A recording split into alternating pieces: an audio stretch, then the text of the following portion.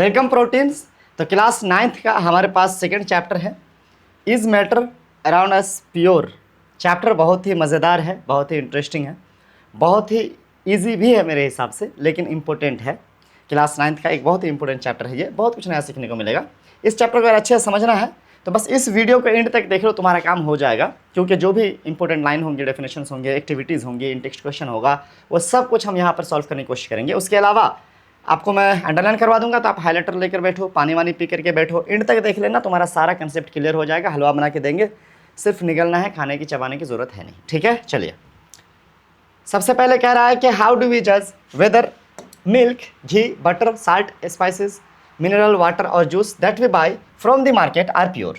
कहने का मतलब है कि हम जैसे देखते हैं साल्ट है, प्योर घी लिखा हुआ है, प्योर मिल्क लिखा हुआ है, क्या यह सच में प्योर है? क्या ये सच में प्योर है या सिर्फ हमें जो है धोखा दिया जा रहा है? क्या साइंस में जो प्योरिटी का मतलब है वो हमारे डेली लाइफ के प्योरिटी का मतलब से मैच करता है या नहीं? Have you ever noticed the word pure written on the packet of these consumables? For a common person, pure means having no adulteration. कोई चीज़ मिक्स नहीं है, कोई चीज़ उसमें एक्स्ट्रा नहीं मिलाया गया है, यही हो गया pure normally. But for a scientist all these things are actually mixture of different substances and hence not pure. Clear हो गया पहले ही कि साइंटिस्ट के हिसाब से ये चीज़ें जो आपके हिसाब से प्योर हैं, कि प्योर दूध है या प्योर दही है, ये प्योर नहीं है, बिकॉज साइंस में इसका मतलब कुछ और ही होता है। क्या होता है पूरा चैप्टर उसी के बारे में है, तो हम लोग देखेंगे। चलिए, एग्जाम्पल भी दिया जा रहा है कि फॉर एग्जाम्पल जैसे हम बात करें मिल्क की, ये एक्चुअली मिक्सचर है किसका? वाटर का, फैट का, प्रोटीन्स का। इसमें क्या सारी चीज़ें पाई जाती हैं? मिल्क में ये सब चीज़ पाया जाता है। When a scientist says that something is pure, it means that all the constituent particles of that substances are the same in their chemical nature. अब यहाँ पर क्या क्लियर किया जा रहा है? अगर एक चीज़ प्योर है, ये चीज़, तो इसके अंदर जितने भी पार्टिकल्स होंगे वो केमिकली क्या होंगे? अपने नेचर से ये सब के सब सिमिलर होंगे, एक ही, सिमिलर नहीं, सेम होंगे, एक जैसे होंगे। जबकि इम्प्योर का मतलब हो गया कि ये एक चीज़ है जिसमें एक पार्टिकल ऐसा, एक पार्टिकल ऐसा, एक पार्टिकल ऐसा, है ना, अलग अलग डिज़ाइन के पार्टिकल्स हैं, तो ये प्योर नहीं है। प्योर तभी होगा साइंटिस्ट के हिसाब से जब एक किसी चीज़ में सिर्फ और सिर्फ एक तरह के पार्टिकल पाए जाते हों। आगे बढ़ते हैं। A pure substances consist of a single type of particle. Underline कर लीजिएगा। इन अदर वर्ड हम कह सकते हैं a substance is a pure single form of matter, जिसमें मैटर का एक ही तरह, एक सिंगल फॉर्म हो। मैटर क्या होता है? हमारे आसपास जो भी चीज़ें हैं, जैसे कि ये है जिसके पास मास है, हमने पढ़ा है पिछले चैप्टर में, और जिसके पास वॉल्यूम है, यानी ये कोई जगह लेता है। मैं हूँ, मेरे पास मास है ना, मैं जगह लेता हूँ, वॉल्यूम है, तो मैं मैटर हुआ। हर एक चीज़ वैसे हम जो देख रहे हैं अपने आसपास, ये सब कुछ मैटर ही है। हवा है, वो भी मैटर है क्योंकि उसके पास मास है और वो जगह लेता है। आगे बढ़ते हैं। As we look around, we can see that most of the matter around us exist in a mixture of two or more pure components. ये बात याद रखिएगा कि हमारे आसपास जितनी भी चीज़ें हैं, जो भी हम जनरली देख रहे होते हैं, वो सब के सब मिक्सचर ही हैं जनरली। मतलब प्योर फॉर्म ऑफ सबस्टांस हमारे आसपास में तो कम ही पाए जाते हैं, negligible. For example sea water, है ना, मतलब डेली यूज़ के रिगार्डिंग हम बात कर रहे हैं कि डेली यूज़ में हम जिस तरह की चीज़ें लेते हैं उसमें अक्सर चीज़ें मिक्सचर ही हैं, प्योर नहीं है। मिनरल की बात कर रहे हैं या सॉइल की बात करें या वाटर की बात करें, ये सब के सब क्या है? मिक्सचर है। ये सब के सब साइंटिस्ट के हिसाब से प्योर नहीं है। भले ही आप प्योर वाटर खरीदे मार्केट से, लेकिन वो प्योर नहीं है। क्यों नहीं है? आगे देखिए। एक चीज़ तो समझ में आ गया, क्या? कि मैटर जो होगा, यानी चीज़ें जो होती हैं, या तो वो प्योर होंगी, या तो वो प्योर होंगी, या तो वो इम्प्योर होंगी।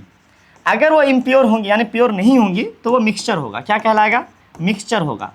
एक से ज़्यादा किस्म की चीज़ें मिली हुई होंगी। इतना क्लियर हो गया यहाँ तक कि मैटर या तो प्योर होगा या तो इम्प्योर होगा। अगर प्योर होगा तो क्या होगा और इम्प्योर होगा तो क्या होगा, इसके बारे में आप पूरा डिटेल है देखेंगे। अब यहाँ पर कहा जा रहा है आपसे, mixtures are constituted by more than one kind of pure form of matter. Mixture में एक से ज़्यादा किस्म के मैटर पाए जाते हैं, प्योर वाले। अब देखिए इसको समझिए। अगर हम एयर की बात करें, है ना, एयर में क्या पाया जाता है? सब जानते हैं कि एयर में कार्बन डाइऑक्साइड पाया जाता है, एयर में ऑक्सीजन पाया जाता है, एयर में नाइट्रोजन पाया जाता है, एयर में वाटर ड्रॉपलेट्स यानी पानी की बूंदें पाई जाती हैं। पाई जाती नहीं पाई जाती हैं? अब अगर देखा जाए तो एयर एक मैटर है, इसके अंदर कार्बन डाइऑक्साइड जो है ये प्योर है, ऑक्सीजन भी प्योर है, नाइट्रोजन भी प्योर है और H2O भी प्योर है। लेकिन ये प्योर चीज़ें जब मिल गई और एयर बना दी तब ये मिक्सचर हो गया। कहने का मतलब है कि इम्प्योर चीज़ मिक्सचर में भी क्या होती हैं, प्योर चीज़ें ही मिली होती हैं, दो या दो से ज़्यादा। जैसे एयर में हम देख रहे हैं और भी चीज़ें होंगी, डस्ट पार्टिकल्स होंगे और भी चीज़ें होंगी, है कि नहीं है। तो बेसिकली प्योर से ही मिल करके इम्प्योर बनता है ना। यहाँ पर वही कहा जा रहा है कि we know that dissolve sodium chloride can be separated from water by the physical process of evaporation. अगर आपने सोडियम क्लोराइड मतलब नमक पानी में मिला दिया है, उसको आप क्या कर सकते हो, घुला हुआ है, लेकिन आप उसको अलग कर सकते हो फिजिकल तरीके से। अब वो भी आएगा, फिजिकल तरीका क्या है कि आप सिर्फ उसको है ना गर्म करो, वाटर इवापोरेट हो जाएगा और आपका साल्ट लेफ्ट रहेगा और आप इस तरीके से उसको सेपरेट कर सकते हो। बट ये मिक्सचर है इसीलिए आप कर पाओगे, लेकिन अगर प्योर सब्सटेंस है तो उसमें से हम ऐसे कोई फिजिकल तरीके से है ना कॉन्स्टिट्यूएंट्स को अलग नहीं कर सकते। यहाँ पर क्या कह रहा है कि however sodium chloride is itself pure. जाहिर सी बात है, सोडियम क्लोराइड नमक मैंने कहा NaCl वो प्योर है, वो प्योर है, लेकिन वो जब वाटर के साथ मिल गया तो मिक्सचर हो गया। वो क्या हो गया, मिक्सचर हो गया। अरे खुल जा, हाँ क्या हो गया। अब प्योर सब्सटेंस यानी NaCl प्योर सब्सटेंस है and can not be separated by physical process into the chemical constituent. अरे यार कभी कभी बहुत ज़्यादा नखरा करता है ये।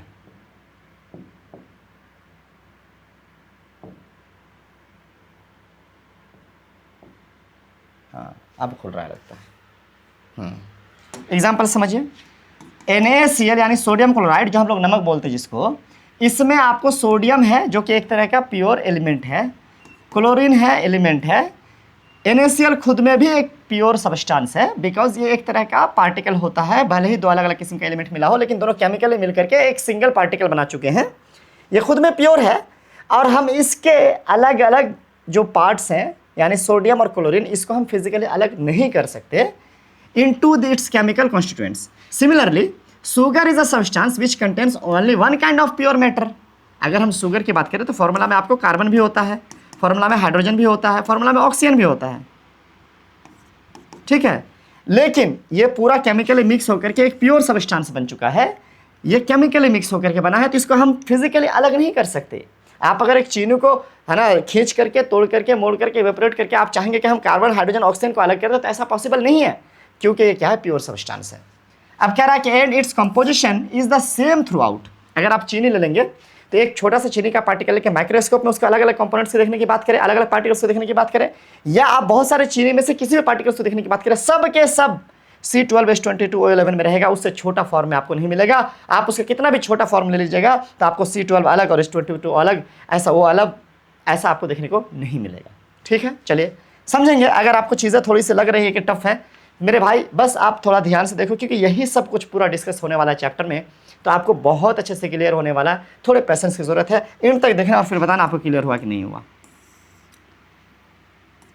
अब यहाँ पर क्या रहा है कि therefore we can say that a mixture contain more than one pure substance. अब ये बात तो मैं पहले भी कह दिया था कि जैसे एयर का एग्जांपल लिया था मैं कि एयर के अंदर प्योर सब्सटेंसेज है, carbon dioxide, nitrogen, oxygen pure substances हैं, लेकिन वो जब मिल गए तो वो इम्प्योर हो गए, वो मिक्सचर हो गया। चलिए बात तो समझ में आ गई कि भाई मैटर या तो प्योर या तो इम्प्योर यानी मिक्सचर। तो मिक्सचर भी अलग अलग टाइप के होते हैं, मिक्सचर भी एक किस्म का नहीं होता है, स्पेशली मिक्सचर 3 टाइप के होते हैं, हम लोग यहाँ पर पढ़ेंगे। Depending upon the nature of the components that form a mixture we can have different types of mixture. देखिए जब आप प्योर सब्सटेंस की बात करते हैं, जैसे वाटर H2O एक प्योर सब्सटेंस है, हमारे यहाँ सीमांचल का आपको एक पानी की बूंद ले लें, या आप स्पेस में नासा वाला जो भेज रहा होता है पानी, वहाँ पे पानी की बूंद ले लें, तो दोनों में आपको H2O ही मिलेगा, पानी अलग अलग नहीं मिल सकता है। कभी भी H3O2 ऐसा नहीं मिल सकता, कभी भी H4O5 नहीं मिल सकता। अगर वो वाटर है तो वो H2O ही है जहाँ कभी है, ठीक। अच्छा, जबकि मिक्सचर की जहाँ तक बात है, आप अगर चाहें तो भाई आप मान लो बना रहे हो चीनी पानी घोल बना रहे हो, आप चाहे तो 1 चम्मच चीनी डालें, आप चाहे तो 2 चम्मच, कोई चाहे तो 4 चम्मच, तो भाई मिक्सचर ही है। मिलने के लिए दोनों में नमक पानी ही है, चीनी पानी ही है, लेकिन वो चीनी पानी जो मैंने बनाया और वो चीनी पानी जो मेरे पड़ोसी ने बनाया, मेरे ही घर पे, मेरे ही रूम में मेरे साथ बैठ करके जो मेरे बगल वाले ने बनाया, वो अलग हो सकता है, बिकॉज जो क्वांटिटी है मिक्सिंग का वो क्या है, अलग अलग रेशियो में है। तो कुल मिलाकर के बात यह है कि मिक्सचर जो होते हैं उसमें डिफरेंट जो है टाइप्स होते हैं, उसको हम लोग पढ़ेंगे। सबसे पहले आपने एक एक्टिविटी करना है, इसमें आपको 4 आपको ले लेना है, ABCD बोल के आपको बीकर ले लेना है, ऐसा बीकर है ना, ले लिए। पहले वाले बीकर में आपने क्या करना है कि 50 ml वाटर ले लेना है, यहाँ तक वाटर भर लिए, ठीक है। और इसमें आपको क्या करना है, कॉपर सल्फेट आपको डाल देना है पाउडर 1 चम्मच, 1 स्पून फुल बोला होगा आई थिंक, है ना, स्पैचुला फुल, ठीक है। तो आपने क्या डाला इसमें, 1 चम्मच क्या डाला आपने, कॉपर सल्फेट डाला CuSO4, ठीक है, आपने डाल दिया। इसी तरीके से आप बी लेंगे, बी में भी आपने क्या करना है, बी में भी ये ए हुआ मान लीजिए आपको, ये बी हुआ, CD, है ना, इस तरीके से 4 होते हैं।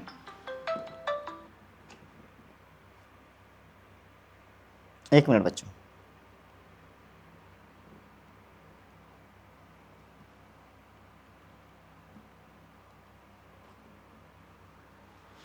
अब यहां पर कह रहा है कि इसमें क्या करना है आपको, फिर से वही 50 ml वाटर लेना है। इसमें आपने 1 चम्मच डाला था, इसमें आपने 2 चम्मच डाल देना CuSO4 यानी कॉपर सल्फेट। कॉपर सल्फेट का जो कलर होता है वो ब्लू कलर का होता है, ठीक है। तो आप ये डाल लेंगे, मिक्स कर देंगे। आपके पास और 2 बीकर बचे हैं, C और D। इसमें आपने पानी नहीं लेना है, बल्कि इसमें आपने क्या करना है सिर्फ, है ना, कॉपर सल्फेट के साथ आप क्या बोला है, पोटाशियम परमैंगनेट ले लीजिए, पोटाशियम परमैंगनेट और कॉपर सल्फेट इसमें ले लीजिए, और इसमें भी आप ले लीजिए, लेकिन अलग अलग क्वांटिटी में। हो सकता है कि इसमें या आप NaCl यानी नमक भी ले सकते हैं। आप कॉपर सल्फेट के साथ थोड़ा सा पोटाशियम परमैंगनेट ले लीजिए, या आप कॉपर सल्फेट के साथ ज़्यादा जो है पोटाशियम परमैंगनेट ले लीजिए, या नमक भी ले लीजिए एक्स्ट्रा में, तीनों चीज़ मिला दीजिए। इस तरीके से 2 आपको अलग बीकर्स बना लेने हैं, 2 अलग अलग आपको मिक्सचर बना लेने हैं। ये भी मिक्सचर है, वो भी मिक्सचर है, इसमें भी 1 से ज़्यादा सब्सटेंसेस है, उसमें 1 से ज़्यादा सब्सटेंसेस है। इस तरीके से हमारे पास 4 ग्रुप है, ठीक है। अब चारों ग्रुप में हम डिफरेंट देखने की कोशिश करेंगे, ठीक है। चलिए आगे पढ़ते हैं, क्या लिखा है। आपने अच्छे से मिक्स कर देना है सबको।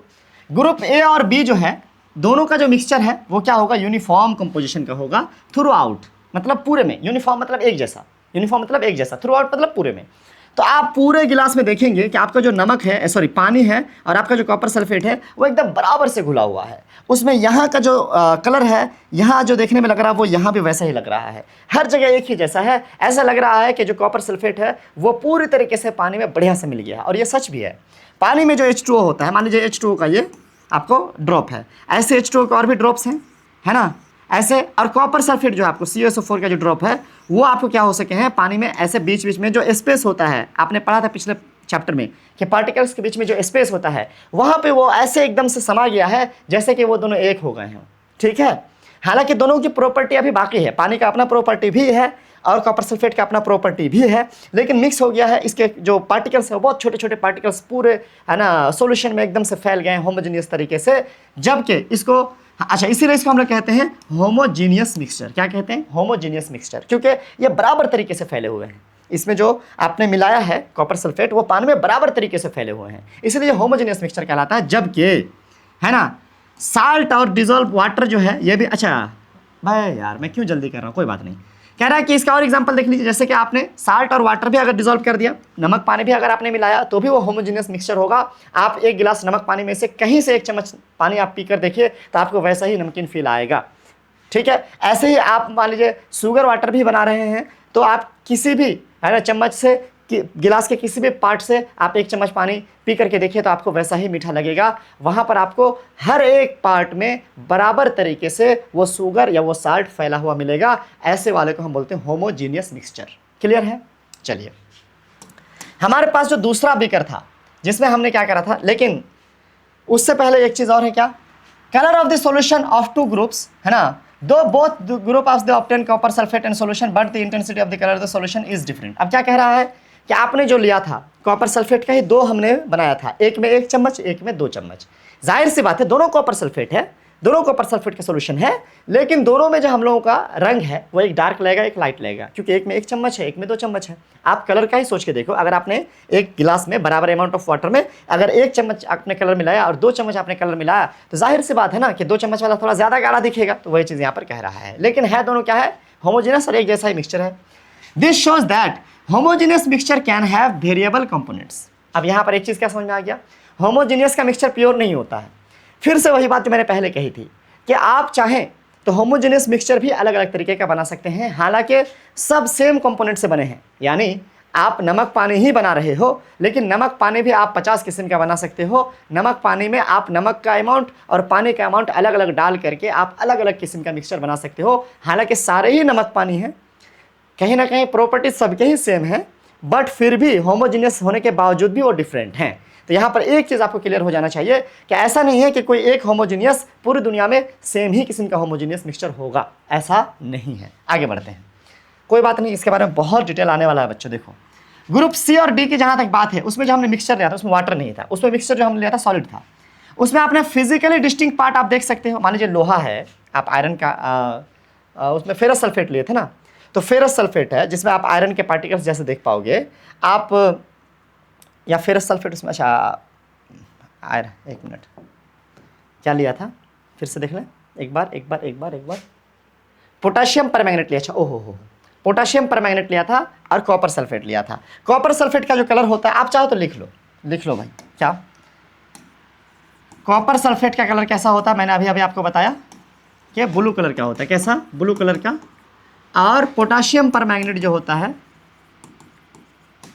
पोटाशियम परमैंगनेट आप लिख लो, इसका कलर कैसा होता है, पर्पल होता है। कैसा होता है, पर्पल, जिसको हम लोग क्या कह सकते हैं, बैगनी कह सकते हैं। ठीक, जब आप इसको मिक्स करोगे, दोनों मान लो धूला के फॉर्म में है या क्रिस्टल छोटे छोटे कण के फॉर्म में है, पार्टिकल्स के फॉर्म में है, दोनों को आप मिक्स करोगे तो आप अलग अलग देख पाओगे कि भाई यहाँ पे पर्पल कलर का है और यहाँ पर जो है ब्लू कलर का है, आप अलग अलग देख पाओगे, उसको डिस्टिंक्ट कर पाओगे, देख के समझ में आएगा। ऊपर से हर जगह वो बराबर होकर मिलेगा भी नहीं हो सकता है, कहीं पर कम लगेगा, कहीं पर ज़्यादा लगेगा, कहीं पर ये कलर ज़्यादा है, कहीं पर वो कलर ज़्यादा है। पार्टिकल्स ऑफ जो कॉपर सल्फेट है और पार्टिकल्स ऑफ जो पोटाशियम परमैंगनेट है, वो पूरे मिक्सचर में होमोजीनियस एक जैसा नहीं है। ठीक है, तो यहाँ पर वही चीज़ कहा जा रहा है, डिटेल से आप इसको लिख लिए होंगे आई थिंक। क्या कहा जा रहा है सर, कि है ना, distinct parts and have non uniform composition, एक जैसा मिक्सचर नहीं है, कंपोजिशन मिलावट एक जैसा नहीं है।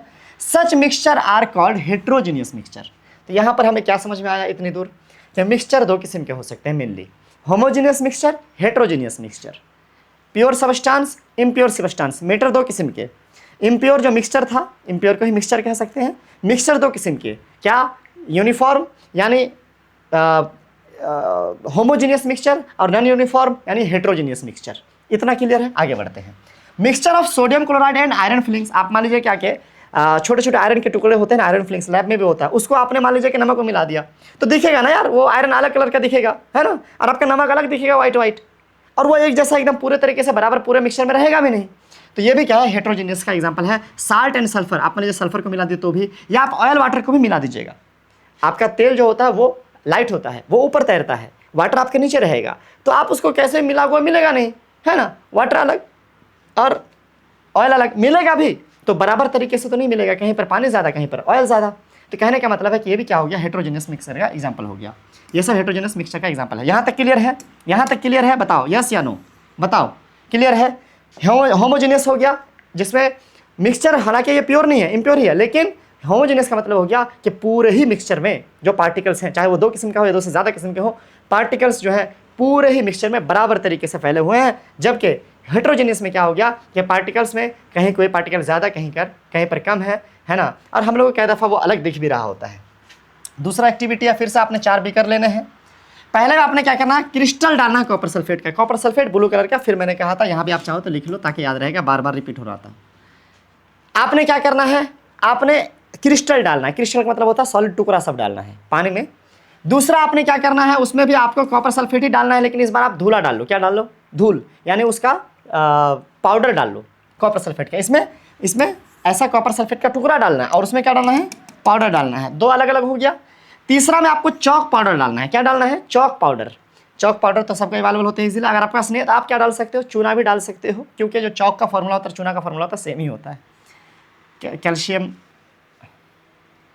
क्या भाई, calcium carbonate. Few drops of milk और इंक ग्रुप डी। और तीसरा चौथा जो, अच्छा एक में आपने कॉपर सल्फेट का क्रिस्टल, एक में आपने कॉपर सल्फेट का पाउडर, एक में आपने चौक का पाउडर और फ्लोर। या तो चौक नहीं है आपके पास तो आप आटा तो होगा घर पे, आप गेहूं का आटा ही डाल लेना। और चौथे में आपने क्या करना है, मिल्क डालना है पानी में थोड़ा सा, या इंक डालना है। ठीक है, 4 ग्रुप आपके पास हो गया। अब आपने अच्छे से मिला लेना है। मिलाने के बाद, अच्छे से मिक्स करने के बाद आपने थोड़ी देर उसको छोड़ देना है बिना डिस्टर्ब किए। पहले अच्छे से मिक्स कर लीजिए और मिक्स करके उसको रख दीजिए एक जगह पे, टेबल वेबल पे, बिना डिस्टर्ब किए। अब क्या कह रहा है, direct a beam of light from the torch. अब आपने क्या करना है, मान लो ये आपका है ना वो बीकर है, आपने क्या करना है, इस पर लाइट छोड़ना है। क्या छोड़ना है, इस पर लाइट, ऐसे जाएगा लाइट, ऐसे जाएगा लाइट, है ना। तो लाइट आपको छोड़ना है, उस पर बीम ऑफ लाइट छोड़नी है। अब क्या कह रहा है, आपने उसको ऑब्जर्व करना है कि लाइट जो दिख रहा है कि ये बीम ऑफ लाइट है, इतना दूर ऐसे जा रहा है, क्या वो पार्टिकल के अंदर भी दिख रहा है कि लाइट यहाँ से गुजर रहा है और बाहर भी दिख रहा है, यानी पूरे बीम दिख रहा है, या आपको लाइट जो है इस साइड दिख रहा है, इस साइड दिख रहा है, लेकिन आपको उस सॉल्यूशन के बीच में जो बीम है लाइट का वो आपको नहीं दिख रहा है, क्या ऐसा है? इसके बारे में आपसे सवाल किया जा रहा है। आगे कह रहा है क्या, फिर कुछ देर छोड़ने के बाद ये गौर कीजिए कि आपके जो मिक्सचर थे उसमें आपने जो पार्टिकल्स मिलाया था, चाहे वो कॉपर सल्फेट मिलाया हो, चाहे आपने चॉक पाउडर या आटा मिलाया हो, चाहे आपने इंक मिलाया हो, क्या वो नीचे बैठ गए हैं? ये आपको गौर करना है। एक तो ये आपको लाइट से ऑब्जर्व करना है, एक आपको नीचे बैठे हैं कि नहीं ये ऑब्जर्व करना है। एक्टिविटी दोनों बहुत इंपॉर्टेंट है, पूरे चैप्टर में इस एक्टिविटी का यूज होने वाला है, इसीलिए मैं इसको इतना डिटेल से बता रहा हूँ। वैसे मैं सारा ही एक्टिविटी हर एक चैप्टर में करवाता हूँ इस चैनल पे, तो आप चैनल के और भी वीडियोस देख सकते हैं, आपको हेल्पफुल होंगे। ठीक है, filter the mixture, is there any residue on the filter paper. आपने फिर क्या कर लेना है, बैठा भी दिया, बीम ऑफ लाइट से चेक भी कर लिए कि क्या नीचे गाद बैठा है। उसके बाद आपने क्या करना है सर, कि आप फिल्टर पेपर से छानने की भी कोशिश कीजिए कि क्या आपको कुछ छान करके मिलता है, क्या आप छान पा रहे हो। Discuss the result from an opinion, group A and B have got solution. अब यहाँ पर आपको आंसर दे रहा है कि ए और बी में आपने जो कॉपर सल्फेट का क्रिस्टल मिलाया था या पाउडर मिलाया था वो सोल्यूशन है। वो क्या है बच्चों, सोल्यूशन है। अब ये नया वर्ड क्या है भैया, सोल्यूशन क्या है? मिक्सचर और सोल्यूशन क्या फ़र्क है? सोल्यूशन बेसिकली होमोजीनियस होता है। क्या होता है? होमोजीनियस होता है। और ये वर्ड खास करके तब यूज़ किया जाता है जबकि एक कोई लिक्विड हो, ज़रूरी नहीं कि वाटर ही हो, एसीटोन भी एक बहुत कॉमन एग्जाम्पल है सोल्यूशन के लिए। ठीक है, तो कहने का मतलब है कि ऐसा मिक्सचर जिसमें पार्टिकल्स होमोजीनियस तरीके से मिक्स हो, इसको हम लोग सोल्यूशन कहते हैं। और स्पेशली इसमें कोई लिक्विड शामिल होता है। आपने जो पाउडर लिया था या जो आपने क्रिस्टल लिया था कॉपर सल्फेट का, दोनों सिचुएशन में आपको सोल्यूशन मिलेगा, यानी ए और बी में। ग्रुप सी की बात करें तो वह सस्पेंशन है, सस्पेंशन कहते हैं। सी में क्या था? सी में था आपका चॉक पाउडर। क्या था उसमें? चॉक पाउडर या आटा। उसमें आपको सस्पेंशन, यानी इसमें आपने अलग अलग पार्टिकल जो है आपको फैले हुए दिख जाएंगे, यानी आप नंगे आंखों से भी आप क्या कर सकते हो, ये चीज़ देख सकते हो, है ना, कि भैया इसमें पार्टिकल्स अलग अलग दिख रहा है कि अच्छा ये चॉक पार्टिकल है, देखो चॉक पार्टिकल तैर रहा है, ये दिखेगा। सस्पेंशन, लटका हुआ, है ना, इसको निलंबन कहते हैं हिंदी के अंदर। ये फैला हुआ दिखेगा कि भाई ये पार्टिकल्स हैं। जबकि कॉपर सल्फेट सॉल्यूशन की बात करें तो इसमें आपको दिखेगा नहीं पार्टिकल्स, ये अलग अलग नहीं दिखेगा, लगता है कि पानी में कलरफुल पानी है बस। ये आप ये नहीं बताएंगे ये देखो ये वाला कॉपर सल्फेट का पार्टिकल है, पार्टिकल नहीं दिखेगा, जबकि इसमें आपको पार्टिकल दिख जाएगा चॉक पाउडर वाले में या आटा वाले में। Number fourth, group D has got colloidal solution. जो आपने दूध मिलाया था, जो आपने इंक मिलाया था, वो भी सोल्यूशन आपको देखने में कैसा लगेगा, ऐसा ही दिखेगा। लेकिन ये और इसमें फ़र्क है, आप अभी पूरा डिटेल से पढ़ोगे कि कोलाइडल सोल्यूशन क्या होता है, सस्पेंशन क्या होता है और सोल्यूशन क्या होता है। तो टेंशन की बात फिर से मैं कह रहा हूँ नहीं है, चैप्टर ही हमारा इसी बारे में है। एग्जाम्पल देकर के पहले आपका माइंडसेट बनाया जा रहा है। आगे बढ़ें, चलिए शुरू करते हैं। तो ये सब कुछ के बारे में आप डिकोड करना शुरू करते हैं कि भैया ये सब है क्या। फिल्टर पेपर की बात की जा रही थी, उसमें एक चीज़ लिखा है फिल्ट्रेशन। बेसिकली पहले जो था क्लास 9 के इस चैप्टर में अलग अलग मेथड ऑफ सेपरेशन पढ़ाया जाता था, अब वो क्लास 7 में पढ़ा दिया जाता है, क्लास 6 में पढ़ा दिया जाता है। तो यहाँ पर नहीं पढ़ाया जा रहा है। पहले पढ़ाया जाता था कि भाई हम डिकेंटेशन, फिल्ट्रेशन, है ना, ये सब पढ़ते थे ना, तो अभी वो सब नहीं पढ़ाया जा रहा, विनोइंग वगैरह। तो यहाँ पर ऐसे एक नाम दे दिया फिल्ट्रेशन, थोड़ा याद रख लीजिए, है ना, कि फिल्टर करके जो छानते हैं, अलग करते हैं दो चीज़ों को, हम उसको फिल्ट्रेशन कहते हैं। Now we shall learn about solution. अब हमें सोल्यूशन के बारे में पढ़ना चाहिए, पढ़ेंगे। Suspension and colloidal solution. अब ये जो तीन किस्म का हम लोगों को मिक्सचर पता चला, क्या solution, suspension and colloidal solution, इसके बारे में हमने बहुत अच्छे से एक एक करके डिटेल से एक एक टॉपिक उठा के पढ़ने हैं। क्लियर? अच्छा, अब आपके दिमाग में एक सवाल आ रहा होगा, सर अभी आप थोड़ी देर पहले कहे कि मिक्सचर तो दो ही किस्म का, होमोजीनियस और हेट्रोजीनियस, तो फिर ये कौन सा टाइप है सर, सोल्यूशन, सस्पेंशन और कोलाइडल सोल्यूशन? जवाब है कि होमोजीनियस हो गया आपका सोल्यूशन और हेट्रोजीनियस हो गया आपका सस्पेंशन और कोलाइडल सोल्यूशन। तो हम फर्दर डिवीजन कर सकते हैं, मिक्सचर होमोजीनियस, होमोजीनियस में एक टाइप होता है सोल्यूशन, और हेट्रोजीनियस, हेट्रोजीनियस में दो और टाइप होते हैं, सस्पेंशन और कोलाइडल सोल्यूशन। क्लियर है? लास्ट में आपको एक डेटा भी बनाया हुआ रहेगा, तो वहाँ से भी हम कर लेंगे। लेकिन यहाँ पर भी चाहे तो मैं थोड़ा कर दूँ क्या? चलो कर देता हूँ शॉर्ट में, यहीं पे लिख देता हूँ शॉर्ट में। देखो क्या हमने पढ़ा था, सब मैटर, ओहो हो, क्या पढ़ा था हमने? मैटर। मैटर कितने टाइप के? Pure, impure. प्योर और इम्प्योर को कह देंगे मिक्सचर, है ना। प्योर कौन सा हो गए? आपको एलिमेंट होंगे प्योर। प्योर दो टाइप के हो सकते हैं, एलिमेंट हो सकते हैं या कंपाउंड हो सकते हैं। एलिमेंट या कंपाउंड, है ना। मिक्सचर कितने किस्म के, दो टाइप के मेनली, कौन कौन से, होमोजीनियस, है ना, क्या क्या, होमोजीनियस, है ना, और हेट्रोजीनियस, क्या, हेट्रोजीनियस, है कि नहीं है। होमोजीनियस में आप पढ़ेंगे सॉल्यूशन के बारे में, है ना, और हेट्रोजीनियस में आप पढ़ोगे दो चीज़, क्या, कोलाइडल के बारे में, कोलाइड के बारे में, और सस्पेंशन के बारे में, ठीक है। मैंने शॉर्टकट में बता, लास्ट में फिर लिखा हुआ है तो वहाँ देख लेंगे। तो इतनी ही चीज़ें अभी तक हमने पढ़ी और यही चीज़ अभी हमको डिटेल से पढ़ना है। ये पांचों के पांचों चीज़ें, प्योर का जो एलिमेंट और कंपाउंड है उसको भी, और इम्प्योर का सोल्यूशन, कोलाइड और सस्पेंशन, तीनों को पढ़ना है। पहले एक क्वेश्चन दिया हो कि what is meant by a substance. Substance is the small particle, है ना, small particle of a matter, हम कह सकते हैं। मैटर के बारे में तो आप ये कह सकते हैं कि matter having mass and volume, but substance is also matter, but all substances are not matter. You can say all substances are not matter, but sorry, all substances are matter, but all matters are not substances. Sorry, उल्टा हो गया था। तो substance हम कह सकते हैं कि किसी भी मैटर में जो पार्टिकल्स पाए जाते हैं उसको हम सबस्टेंस कहते हैं। समझ गए बात को। किसी भी मैटर में अब ये मैटर है, इस मैटर में जो पार्टिकल्स पाए जाएंगे वो सबस्टेंस कहलाएंगे। It is clear. I think बहुत ईजी है, ज़्यादा प्रेशर नहीं लेना है, कभी भी चीज़ों को कम्प्लेक्स नहीं समझना है। जब आप किसी माइंडसेट में चले जाते हो कि घर में भूत है तो आपको भूत दिखता है, तो आपको पहली चीज़ तो यह है कि हल्के में ही लेना है, क्या, कि भैया कोई भारी कंसेप्ट नहीं है। सबस्टेंस क्या, मैटर में जो पार्टिकल्स पाए जाएंगे वो सबस्टेंसेज हैं। ये एक मैटर है, मैं एक मैटर हूँ, मेरे अंदर जो पार्टिकल्स पाए जाएंगे वो सब सबस्टेंसेज हैं, ठीक है। List the points of differences between homogeneous and heterogeneous mixture. Homogeneous mixture are those mixture having, है ना, homogeneously mixed the particles in all the solution, where heterogeneous mixture having the components physically separated, and we can see it very easily, and we can see the particles also sometime. Okay, तो कुल मिलाकर के बात यह है कि homogeneous और heterogeneous mixture के बारे में आपको एक लिस्ट बनानी है, आपके ऊपर भी है, आप चाहे तो इसको सॉल्व भी कर सकते हैं, और मैंने आपको थोड़ा बता ही भी दिया। होमोजीनियस मिक्सचर, ऊपर जो डेफिनेशन दिया था होमोजीनियस और हेट्रोजीनियस का, जो हमने अंडरलाइन करवा दिया था, वो आप क्या कर लेना, लिख लेना। चलिए, व्हाट इज सॉल्यूशन। हमारे पास पहले जो मिक्सचर है वो टॉपिक शुरू हुआ है, प्योर सबस्टेंस का टॉपिक बाद में शुरू होगा, पहले इम्प्योर मिक्सचर का शुरू हुआ है। तो हम देखते हैं कि मिक्सचर का पहला टाइप सॉल्यूशन क्या है। A solution is a homogeneous mixture of two or more substances. Underline कर लीजिए। सबसे पहली बात क्या है कि दो या दो से ज़्यादा किस्म के सबस्टेंसेस का जो मिक्सचर है होमोजीनियस तरीके से अगर होगा तो वो सॉल्यूशन कहलाएगा। मैंने पहले भी कहा, आप नमक पानी मिलाते हो तो नमक जो सोडियम क्लोराइड है उसके पार्टिकल्स पूरे वाटर में बराबर तरीके से, होमोजीनियस तरीके से, अच्छे से यूनिफॉर्मली फैले हुए होते हैं। सो वो क्या हो गया, होमोजीनियस मिक्सचर हो गया, और इसके पार्टिकल बहुत छोटे होते हैं। You come across various types of solution in your daily life. Lemonade, soda water, है ना, आर एग्जाम्पल्स ऑफ सॉल्यूशन। अगर आप नमक पानी, चीनी पानी, नींबू पानी, है ना, सोडा वाटर, कार्बन डाइऑक्साइड वाला पानी, ये सब आप मिलाते हैं, ये सब क्या कहलाएगा, सॉल्यूशन कहलाएगा। और सॉल्यूशन यूनिफॉर्म तरीके से मिले होते हैं, होमोजीनियस मिक्सचर होते हैं। आगे बढ़ते हैं।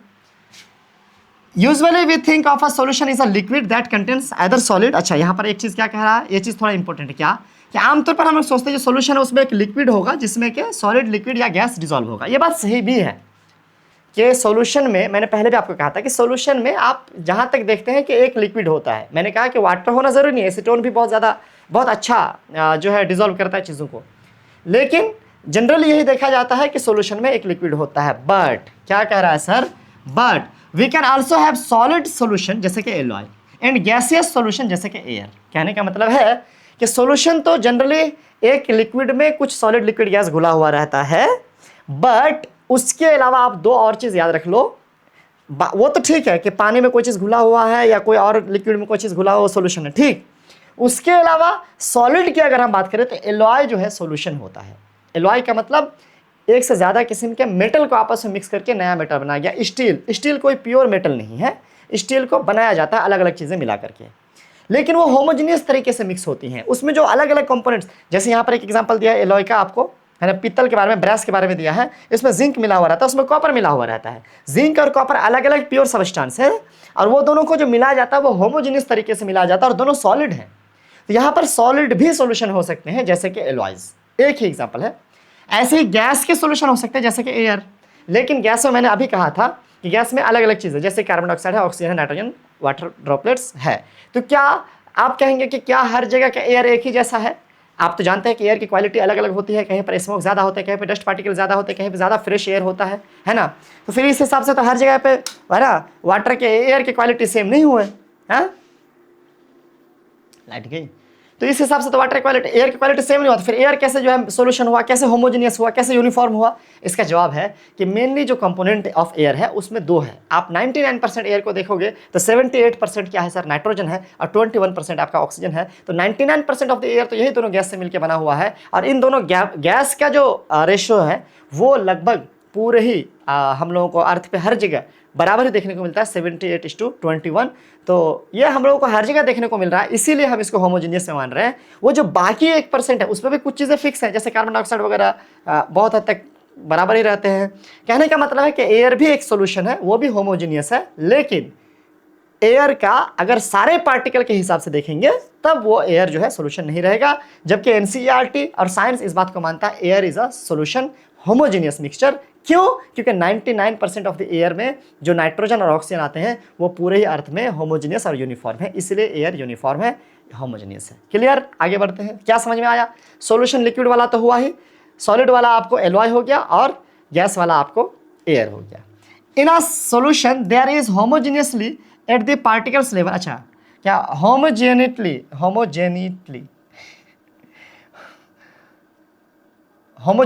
ही लिखा हुआ भाई, क्या यार, मैं वो इस वाला ढूंढ रहा था, है ना। तो होमोजेनियसली जो है पार्टिकल मिले हुए थे। फॉर एग्जांपल लेमोनेड की बात करें अगर आप, तो सेम थ्रू आउट, मतलब मैंने वो कहा था ना कि एक कप में से आप किसी भी जगह से आप लेमोनेड पियोगे तो हर जगह नींबू पानी का टेस्ट सेम लगेगा। For example lemonade taste the same throughout, this is sure that the particles of sugar और salt are evenly distributed in the solution. बराबर तरीके से फैले हुए हैं, तभी तो हर जगह का बराबर मीठा, बराबर नमकीन, बराबर खट्टा लग रहा है, सावर। एलॉयज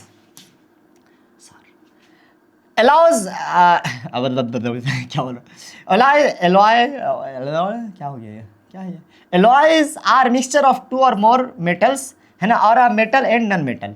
इसमें मेटल नॉन मेटल भी मिक्स हो सकते हैं, या मेटल मेटल भी मिक्स हो सकते हैं, and can not be separated in their components by physical method. अब क्या कह रहा है कि जैसे कि हम लोग फिजिकल मेथड से नमक और पानी को अलग कर ले रहे थे, लेकिन यहाँ पर एलॉय को आप फिजिकल तरीके से अलग नहीं कर सकते हैं, होमोजेनियस मिक्सचर होते हैं। Steel and alloy is a considered mixture, लेकिन ये मिक्सचर है क्योंकि केमिकल रिएक्शन होकर के वो मेटल्स या नॉन मेटल आपस में नहीं मिले हुए हैं, इसीलिए मिक्सचर की कैटेगरी में आएगा, इम्प्योर की कैटेगरी में आएगा, लेकिन इम्प्योर में होमोजेनियस यानी सॉल्यूशन की कैटेगरी में, because it shows the properties of its constituent and can have variable composition. अब क्या कह रहा है, इसका रीजन यह है, इसको हमने मिक्सचर कैटेगरी में क्यों रखा है, क्योंकि पूरी तरह में जैसे मैंने कहा था H2O हर जगह का H2O, दो हाइड्रोजन एक ऑक्सीजन ही होगा, लेकिन ये जो एलॉय है यहाँ पर 30% की जगह कोई 40% और इसको 60% कर सकता है। तो ये जो मिक्सचर है इसको हम क्या कर सकते हैं, इसके रेशियो को कम बेसी कर सकते हैं, और ये कम बेसी होता भी है जगह जगह के हिसाब से। उसके अलावा यहाँ पर कह रहा है कि इसके जो पार्टिकल्स हैं, यानी जैसे जिंक और कॉपर मिला के आपको ब्रश बनाया गया है, तो ब्रश के अंदर दोनों का जो प्रॉपर्टी है वो हमको देखने को मिलता है, इसीलिए मिक्सचर कैटेगरी में आता है। ठीक, चलिए समझ में आ रहा है, आगे बढ़ते हैं, बस ध्यान से सुनते जाओ, आपको सब समझ में आएगा। A solution has a solvent and a solute as its component। अब यहां पर क्या समझ में आया कि सॉल्यूशन के पास दो चीजें होती हैं, क्या क्या? एक होता है सॉल्यूट और एक होता है सॉल्वेंट, यानी सॉल्यूट और सॉल्वेंट मिलकर क्या बनता है सर, सॉल्यूशन बनता है। क्लियर? आप चाहे तो इसको लिख सकते हैं, वैसे ये सिंपल सी चीज़ है। भाई थोड़ी गर्मी लग रही है तो दरवाज़ा खिड़की खोल दिया जाए। The component of the solution that dissolve the other component in it, usually the components present in larger amount, is called solvent। अब भाई आप जो मिक्सचर बना रहे हो, मान लो हम अभी एग्जांपल फिर से वही ले रहे हैं, पानी और आपने नमक मिलाया है, तो यहाँ पर जो कंपोनेंट ज़्यादा है और जो घोलने में इस्तेमाल होता है, घुलने में इस्तेमाल होता है, द कंपोनेंट क्या कह रहा है ना, डिसॉल्व्स, जो घोलता है, जैसे पानी नमक को घोल रहा है, तो वो पानी क्या हो गया सर आपका, ज्यादा मात्रा में होता है, वो सॉल्वेंट है। इसी तरीके से द कंपोनेंट है ना of the solution that is dissolve in a solvent usually present in laser quantity is called solute. इसको भी आप पूरा अंडरलाइन कर सकते हो। और सॉल्यूट क्या होता है ना, कम होता है, सॉल्यूट क्या होता है, कम होता है, इसीलिए हम कह सकते हैं कि वो घुल रहा है, वो क्या हो रहा है, घुल रहा है। अरे भाई एक मिनट भाई, फैन ऑन कर लें।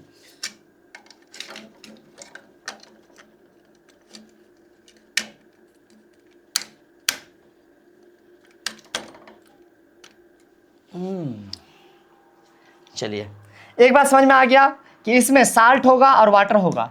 तो साल्ट हो गया हमारा सॉल्यूट, कम होता है और घुलता है, और वाटर हमारा हो गया सॉल्वेंट, ज़्यादा होता है और घोलता है, डिजॉल्व्स, है ना।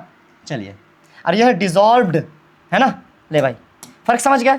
ये बहुत इजी चीज़ है, तो मुझे लगता है कि आप इसको समझ जाओगे। एग्जांपल देकर और समझाया गया क्या, a solution of a sugar in a water is a solid in liquid solution. एक सॉलिड है, यानी शुगर जो है आपका सॉलिड है और लिक्विड आपका वाटर है। In this solution sugar is solute and water is solvent. Sugar कम होता है, वाटर ज़्यादा होता है जनरली। सॉल्यूशन ऑफ आयोडीन में और अल्कोहल में अगर हम बात करें, इसको टिंचर आयोडीन में कहते हैं, इसका अंडरलाइन कर लीजिए। क्या, आयोडीन और अल्कोहल के सॉल्यूशन को टिंचर आयोडीन कहते हैं। आपसे पूछा जा सकता है व्हाट इज टिंचर आयोडीन, तो आप कह सकते हो solution of iodine and alcohol, ठीक है।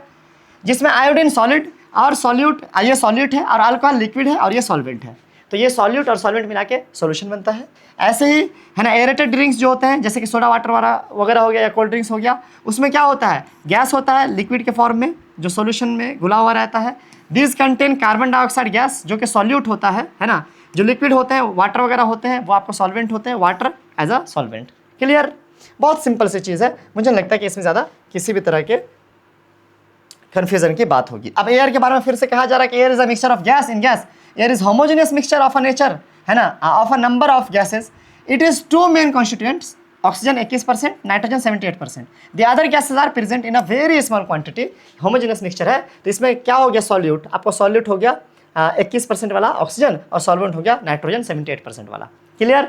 चलिए, अब यहाँ पर कह रहा है कि ठीक है, सोल्यूशन के बारे में इतनी चीज़ें तो हम पढ़ लिए, लेकिन हमें बताइए कि सोल्यूशन के प्रॉपर्टीज़ क्या होते हैं। और एनसीईआरटी वालों ने बाज़ाब्ता पॉइंट निकाल करके आपको क्या कर दिया, दाना ठो अलग से निकाल करके बता दिया है कि भैया सोल्यूशन की ये प्रॉपर्टीज़ हैं। A solution is a homogeneous mixture, first property VBI, क्या, सोल्यूशन होमोजेनियस मिक्सचर होता है, जबकि आपका और जो आने वाला है कोलाइड और सस्पेंशन, वो होमोजेनियस नहीं होता है, इतना ध्यान रहेगा।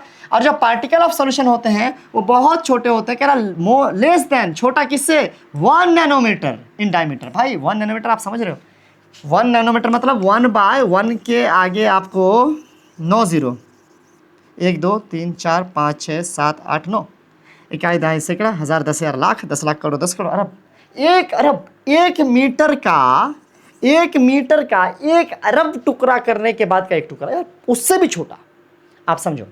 1 मीटर को 100 टुकड़ा करोगे, 1 सेंटीमीटर मिलेगा, इतना बड़ा। अगर 1 सेंटीमीटर को आप 10 टुकड़ा करोगे, 10 ही टुकड़ा करोगे, यानी 1000 टुकड़ा करोगे आप पूरे 1 मीटर को, तो 1 मिलीमीटर मिलेगा, इतना छोटा। आपने देखा होगा स्केल में पतला पतला लाइन।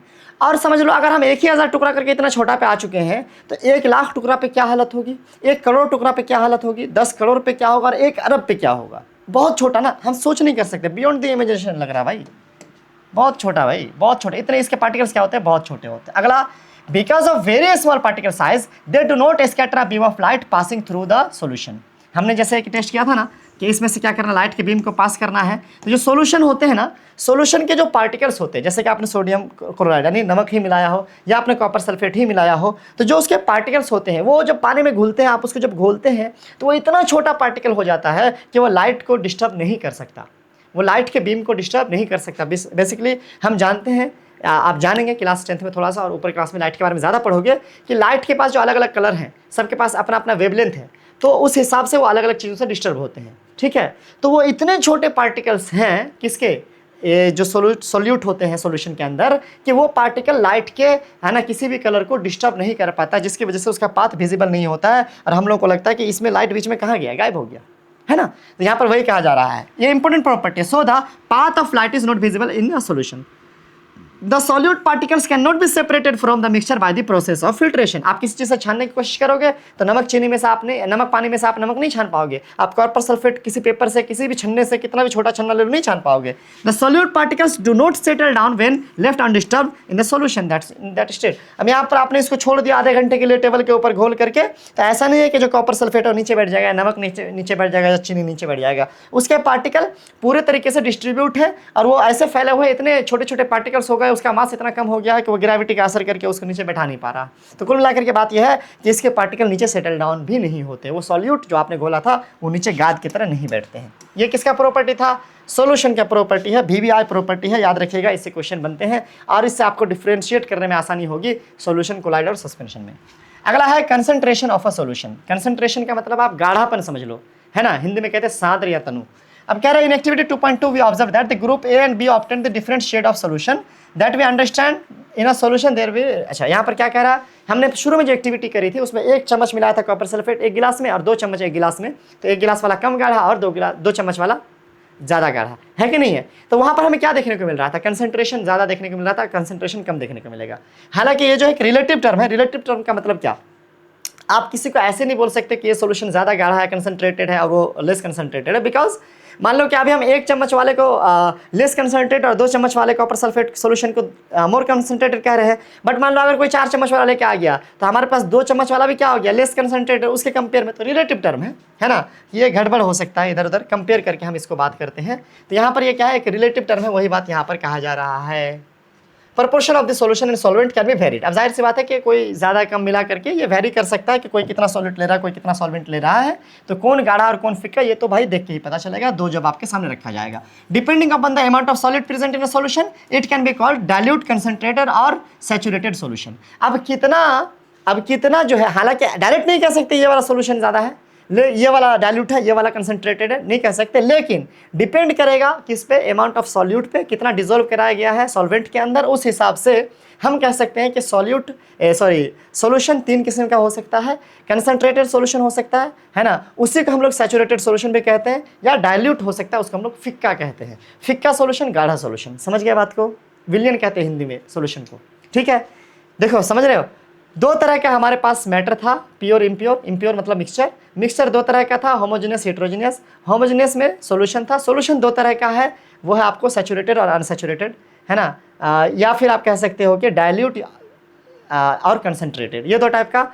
बाकी कोलैट और सस्पेंशन के बारे में आगे पढ़ेंगे। चलिए समझ गए, dilute and concentrated are comparative terms, वही कह रहा ना, ऐसे नहीं कह सकते ये गाढ़ा वो फिक्का, दोनों को देख करके पता चलेगा कौन गाढ़ा कौन फिक्का। In activity 2.2, the solution obtained by the groups A dilute as compared to group B.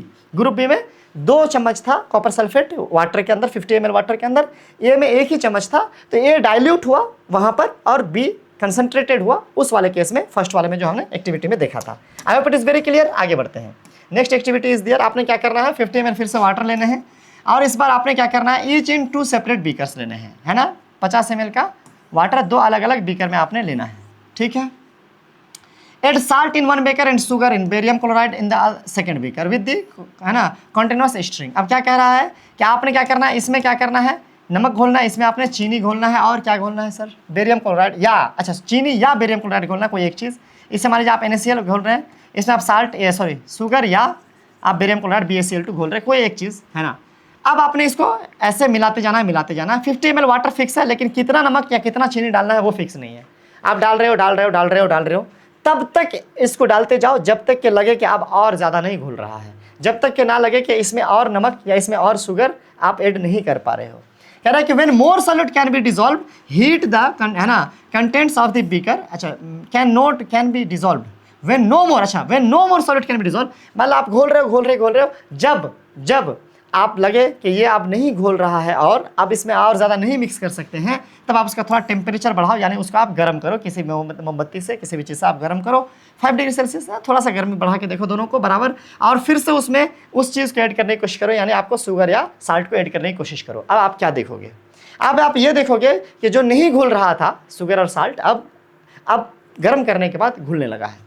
कह रहा है कि is the amount of salt and sugar is और barium chloride that can be dissolve in water at a given temperature same. जवाब है yes. एक given temperature पे आप जो घोल पाओगे बराबर अमाउंट ऑफ वाटर में कोई भी सॉल्यूट, वो फिक्स है। आप सपोज करो कि आप बराबर प्रेशर बराबर टेम्परेचर लेकर के 10 आदमी को बैठा दिए, है ना, बराबर वाटर दे करके 50-50 ml का, है ना, बर्तन में, और दोनों को भाई नमक दे दिए कि ये लो भाई घोलो, कितना घोल सकते हो। ऐसा नहीं कि जिसके पास ज़्यादा ताकत है वो ज़्यादा घोल देगा और जिसके पास कम ताकत है वो कम घोल देगा, नहीं, सब लोग बराबर रेशियो में ही क्या कर पाएंगे, नमक बराबर अमाउंट ऑफ वाटर एंड बराबर अमाउंट ऑफ शुगर जो है वो घोल पाएंगे, ठीक है। ऐसा नहीं होगा कि कोई एक बंदा है जो लंबा है तो वो ज़्यादा साल्ट घोल देगा और कोई एक बंदा है जो हाइट में छोटा है मेरी तरह तो वो कम साल्ट घोल पाएगा, ऐसा नहीं हो पाएगा।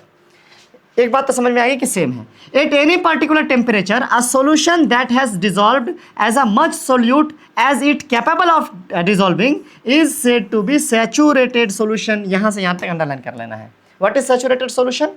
कि जब किसी पर्टिकुलर टेम्परेचर पे एक सॉल्यूशन में और ज़्यादा सॉल्यूट डिजॉल्व न हो और ज़्यादा सॉल्यूट डिजॉल्व न हो किसी पर्टिकुलर टेम्परेचर पे, फिक्स टेम्परेचर पे, है ना, तब उसको हम लोग कहेंगे सैचुरेटेड सॉल्यूशन। हाँ, टेम्परेचर बढ़ा दोगे तो और घुलेगा, इसीलिए पहले क्या दिया क्या, इन अ पर्टिकुलर टेम्परेचर, किसी भी टेम्परेचर पे लेकिन फिक्स होना चाहिए, है ना।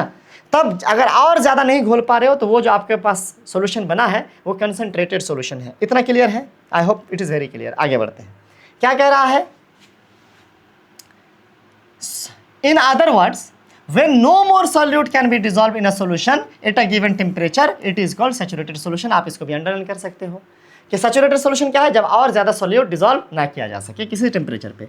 The amount of the solute present in the saturated solution at the temperature is called solubility. इसको भी अंडरलाइन करिए क्या, कि जितना सोल्यूट है, मान लीजिए 50 ml ऑफ वाटर आपने लिया था, आपने क्या करा था, 50 ml ऑफ वाटर लिया था, कोई भी टेम्परेचर आप मान लो 30 डिग्री का टेम्परेचर लिए थे। अब इसमें आपने मान लीजिए क्या किया, 20 ग्राम्स, मैं अप्रॉक्स कह रहा हूँ, एग्जैक्ट नहीं है, आपने मान लीजिए इसमें 20 ग्राम ही साल्ट डिजोल्व कर पाया। तो जितना साल्ट आप डिजोल्व कर पा रहे हैं, यानी जितना सॉल्यूट आप डिजोल्व कर पा रहे हो सोल्यूशन में, उसको हम लोग सॉल्यूबिलिटी कहते हैं। क्या कहते हैं? सॉल्यूबिलिटी।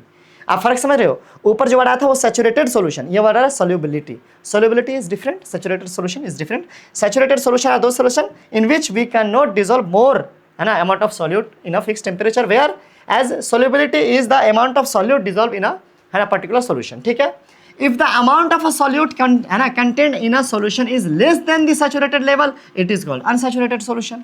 अब मान लीजिए कि saturation level है कि किसी भी fix number of particle, sorry, fix temperature पे किसी भी सॉल्यूशन में किसी भी स्पेसिफिक सॉल्यूट को आप डिजोल्व कर सकते हैं सॉल्वेंट के अंदर, तो वो जो पर्टिकुलर अमाउंट है अगर उससे कम है और अगर उसमें पावर है घोलने की तो वो अनसैचुरेटेड है। भाई इतना घुमाने की बात नहीं है, आप सीधी ये सो ऐसा सॉल्यूशन जिसमें के मोर solute could be dissolved, a solution in which more solute could be dissolved is called unsaturated solution. ठीक है, सैचुरेटेड का उल्टा, नो मोर को मोर कर दो। What would happen if you were take a saturated solution at a certain temperature and cool it slowly. अगर मान लीजिए क्या कि एक सैचुरेटेड सॉल्यूशन ले लिए, यानी ऐसा सॉल्यूशन जिसमें और ज़्यादा सॉल्यूट नहीं डिजोल्व हो सकता है, और हम क्या कर दिए उसको, आप उसका टेम्परेचर घटाना शुरू कर दिए। टेम्परेचर घटाइएगा तो आप पहले ही पढ़ चुके हैं कि पार्टिकल्स ऑफ मैटर्स, है ना, having space between them. Temperature घटाइएगा तो उसका स्पेस कम होगा, जिसके वजह से हो सकता है कि आपके जो पार्टिकल्स थे जो उसमें घुले हुए थे वो पार्टिकल्स अब सॉल्यूशन से बाहर आ जाएंगे, अलग हो जाएंगे। जैसे कि हमको शेरा के केस में देखने को मिलता है कि हम जो वो मिठाई उठा वाला शेरा नहीं होता है, रस नहीं होता है, उसको अगर आप ठंडा कर दीजिएगा फ्रिज में, क्या होता है, क्या दफ़ा उसके नीचे में हमें शुगर जमा हुआ देखने को, यानी चीनी अलग से देखने को मिलता है, बिकॉज वो एक फिक्स टेम्परेचर पे उसमें बहुत सारा अमाउंट ऑफ सॉल्यूट जितना डिजॉल्व हो सकता था उसमें शुगर ऐड किया गया था, लेकिन आप टेम्परेचर घटा दिए तो उसकी जो कैपेसिटी है वो कम हो गई और वो शुगर अलग हो गया। वही चीज़ आपसे पूछा जा रहा है। We can infer from the above activity that different substances in a given solvent have different solubilities at the same temperature. अब ये जरूरी नहीं है कि सबकी सॉल्युबिलिटी सेम हो, सबकी सॉल्युबिलिटी अलग अलग है। अब जरूरी नहीं कि आपका 20 ग्राम नमक घुल रहा था 50 ml में तो चीनी भी 20 ग्राम ही घुलेगा, टेम्परेचर भी वही है, 50 ml वाटर भी वही है, लेकिन सॉल्युबिलिटी अलग अलग हो सकता है। क्या घोल रहे हैं इस पर डिपेंड करता है।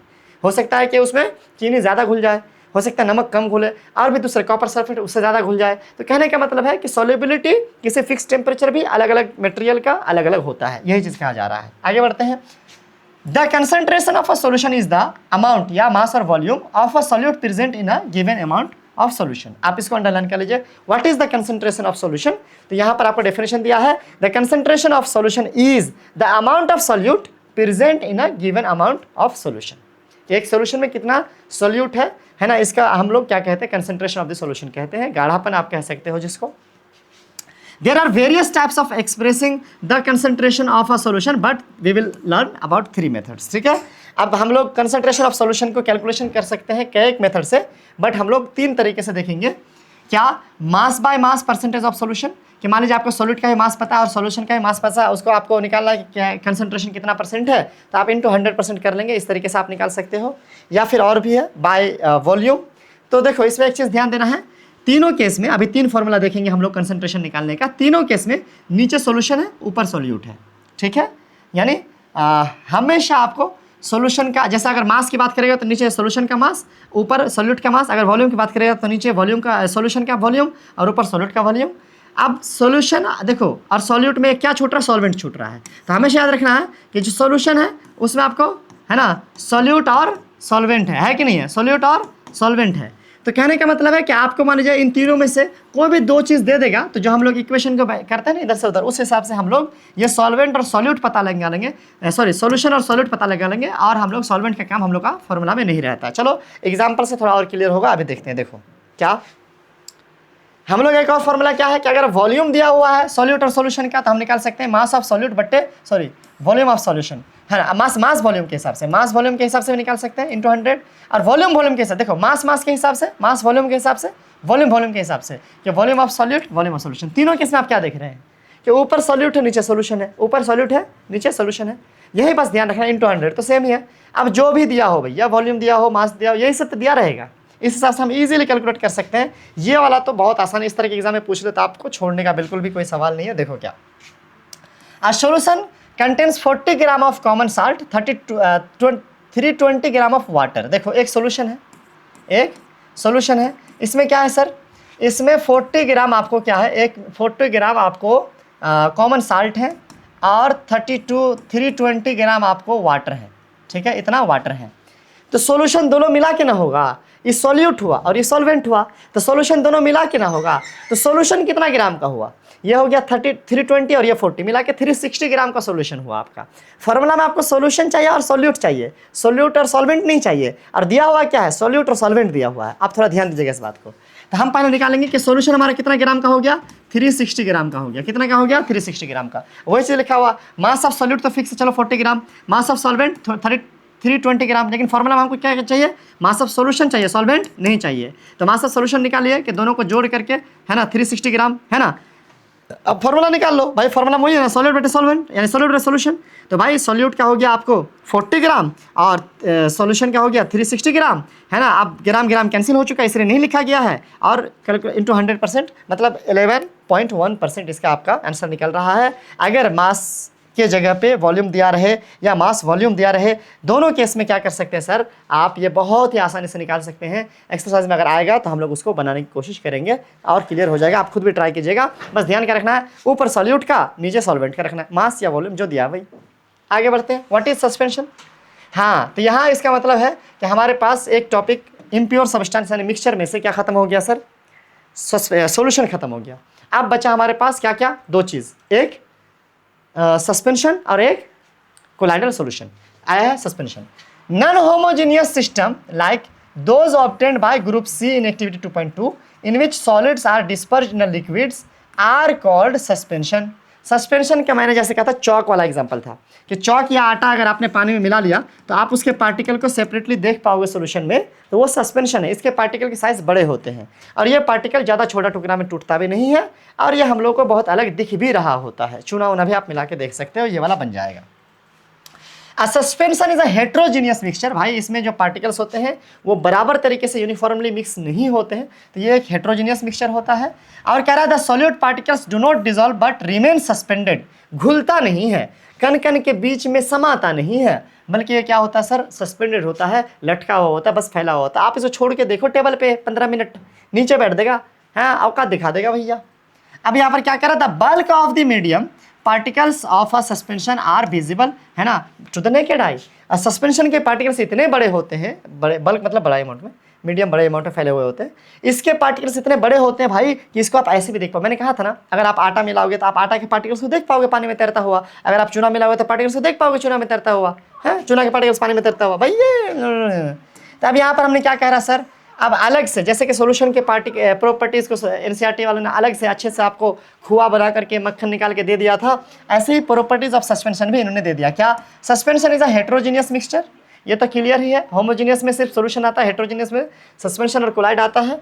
The particles of suspension can be seen bye naked eyes. Particles बड़े होते हैं, इसको हम देख सकते हैं, आप यहाँ पे लिख भी लो, मोर देन 100 नैनोमीटर साइज होता है, साइज, है ना। इसके जो पार्टिकल के साइज होते हैं वो मोर देन 100 नैनोमीटर होते हैं, यानी इसके पार्टिकल साइज बड़े होते हैं, जिसकी वजह से नेकेड आई से इजीली क्या देखा जा सकता है, ठीक है। और है क्या, the particle of a suspension scatter a beam of light passing through it and make it path visible. देखो यहाँ पे फोटो में क्या, मान लो ये कोलाइडल, हालांकि कोलाइडल सोल्यूशन में भी ऐसा होता है, सोल्यूशन में ऐसा होगा, है ना, नहीं कोलाइडल सोल्यूशन में ऐसा नहीं होगा, सॉरी, ये सोल्यूशन है और ये आपका कोलाइड या सस्पेंशन है।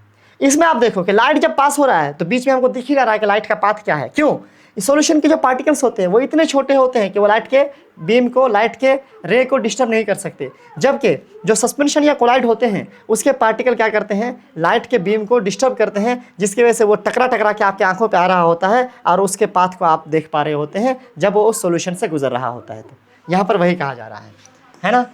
क्या, अच्छा वो हो गया। उसके बाद अगला कह रहा है the solid particle settle down when a suspension is unstable. अगर आप undisturb that is suspension is unstable. मतलब अगर आप सस्पेंशन को, जैसे मैंने कहा था कि आप चूना पानी को अगर आप रख दोगे, चौक पानी को रख दोगे या आप आटा पानी को रख दोगे तो इसके पार्टिकल्स नीचे बैठ जाएंगे, इसके पार्टिकल्स साइज भारी होते हैं, ग्रेविटी इस पर काम कर जाएगा easily.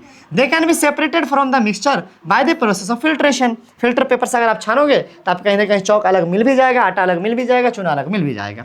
When the particles settle down, the suspension breaks and it doesn't scatter light anymore। अब जाहिर सी बात है, बताओ भाई, ये वाला आपका मान लीजिए इसमें क्या था, आपका आटा पानी घुला हुआ था जो भी था। अब जाहिर सी बात आप छोड़ दिए थोड़ी देर तो इसके पार्टिकल्स नीचे बैठ गए, तो ऊपर सिर्फ पानी ना बचे, इसके जो आटा हो तो नीचे बैठ गया, या जो चौक था वो नीचे बैठ गया, तो ऊपर पानी बचा। पानी तो भाई होमोजेनियस है ना, तो पानी से अब फिर आप बीम लाइट पास कीजिएगा तो अब जो है डिस्टर्ब नहीं होगा, क्योंकि डिस्टर्ब करने वाले पार्टिकल्स नीचे बैठ चुके हैं। दूसरे शब्दों में हम ये कह सकते हैं कि भाई अब वो कोलाइडल सॉल्यूशन, सॉरी सस्पेंशन रहा ही नहीं, सस्पेंशन मतलब वो लटका हुआ रहा ही नहीं। ठीक है, आगे बढ़ते हैं।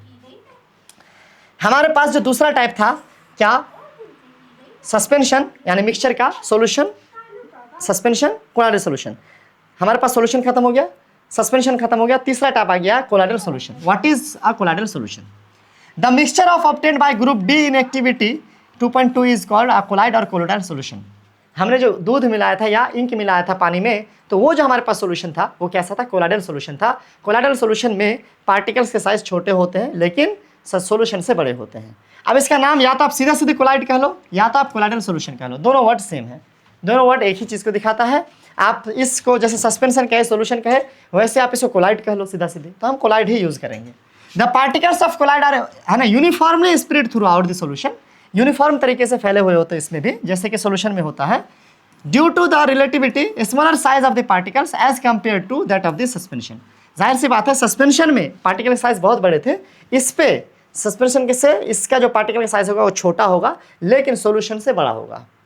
The mixture of appears to be homogeneous. ये इंपॉर्टेंट है, देखिए इंपॉर्टेंट है क्या, कि मिक्सचर जो हो गया वो दिखेगा होमोजीनियस, कि लग रहा है कि भैया आपने अगर इंक मिलाया या दूध मिलाया वाटर में तो क्या देखने को मिलेगा, कि लग रहा है कि ये पूरे तरीके से अच्छे से ही पूरे में डिजोल्व हो रखा है, बराबर तरीके से होमोजीनियस दिखेगा। ठीक है, but actually a colloidal solution is a heterogeneous mixture. दिखने में तो ये लगेगा होमोजीनियस जैसा ही, लेकिन ये कोलाइडल सॉल्यूशन हेटेरोजीनियस होता है, होमोजीनियस नहीं होता है। और ये कैसे पता चलेगा, ये हमें लाइट बीम से पता चलेगा कि जब आप लाइट इस इधर से आप छोड़ोगे तो ये डिस्टर्ब करेगा लाइट बीम को, यानी इसके पार्टिकल इतने बड़े हैं कि ये लाइट के पार्टिकल को, लाइट के बीम को डिस्टर्ब कर पा रहा है, तो ये होमोजीनियस नहीं है दिखने में। हालांकि नेकेड आई से ये होमोजीनियस दिखता है। एग्जाम्पल के लिए जो आपने मिल्क मिलाया था या आपने इंक मिलाया था, आगे बढ़ते हैं। Because of the small size of the colloidal particles we can not see them with naked eyes. जाहिर सी बात है, इतना छोटा तो है कि नंगी आंखों से हम उसके पार्टिकल्स को नहीं देख पाएंगे, बट सॉल्यूशन से कोलाइड का पार्टिकल बड़ा होता है। These particles can be easily scattered a beam of visible light, है ना, एज ऑब्जर्व्ड इन एक्टिविटी 2.2। लेकिन मैंने वही कहा कि ये क्या कर सकता है, लाइट के बीम को डिस्टर्ब करेगा। This scattering of beam of light is called the Tyndall effect. इसको आप अंडरलाइन कर लो। What is Tyndall effect? When light passed through a medium, if the path of light become visible is called Tyndall effect, है ना, या when light pass through any medium and the path of light become visible, this effect is called Tyndall effect। एक scientist थे, after the name of the scientist who discovered this effect, उसका नाम टिंडल था, तो टिंडल ने इस इफेक्ट का नाम दिया था, इसीलिए इसका नाम टिंडल इफेक्ट है। टिंडल इफेक्ट क्या है कि जब किसी सस्पेंशन या कोलाइडल सॉल्यूशन से बीम ऑफ लाइट पास होता है तो लाइट का जो पथ है वो विजिबल हो जाता है, उसको हम लोग क्या कहते हैं सर, लाइट का जो पथ है वो विजिबल हो जाता है, उसको हम लोग कहते हैं, इस इफेक्ट को, जो ये विजिबल पाथ है इसको हम लोग क्या कहते हैं, टिंडल इफेक्ट कहते हैं। ये आप कहाँ पर देख सकते हो, ऐसे पहाड़ों, ये सॉरी पहाड़ कह रहे हैं, जंगलों में भी देख सकते हो कि पूरा ऊपर पत्ता घिरा हुआ रहता है, कहीं कहीं से जो बीम ऑफ लाइट आ रहा होता है वो बीम ऑफ लाइट में पार्टिकल्स दिख रहे होते हैं, है ना, हिलते डुलते, तो वो बीम ऑफ लाइट ऐसा लग रहा है ये बीम ऑफ लाइट है, अलग अलग दिख रहा होता है, ये इफेक्ट टिंडल इफेक्ट है।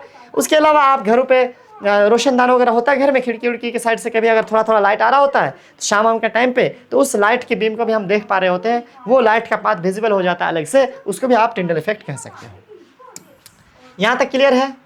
अब यहाँ पर सोल्यूशन दिखाया गया, मैं ये क्या बोलूँ, ठीक है। अच्छा, वहाँ पर वही कहा गया, Tyndall effect also be observe when the fine beam of light enters a room, वही बात मैंने जो कहा, small hole, this happens due to the scattering of light by the particles of dust and smoke in the air. आपके room में जो light of beam दिखाई दे रहा होता है, क्योंकि आपके रूम में क्या है, डस्ट पार्टिकल्स है, कार्बन डाइऑक्साइड के पार्टिकल्स है जो बड़े बड़े होते हैं, जिसकी वजह से लाइट जो होता है डिस्टर्ब होता है और उसका पाथ विजिबल हो जाता है, ठीक है। ऐसा कोलाइड में भी होता है।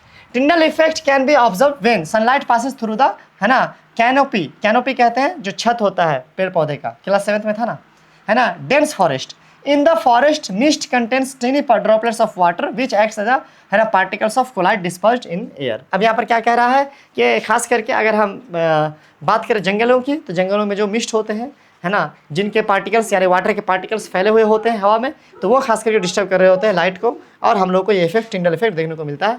अब यहाँ पर आ रहा है कि प्रॉपर्टीज ऑफ कोलाइड, जैसे हमने सोल्यूशन के प्रॉपर्टीज देखे, जैसे हमने सस्पेंशन के प्रॉपर्टीज देखे, वैसे हमारे पास कोलाइड के भी प्रॉपर्टीज दिए हुए हैं। क्या? Colloid is a heterogeneous mixture, ये तो पहले क्लियर हो गया। Size of the particle of the colloid is too small to be individually seen with the naked eyes. इतना छोटा जरूर है कि हम लोग इसको नंगी आंखों से नहीं देख सकते हैं।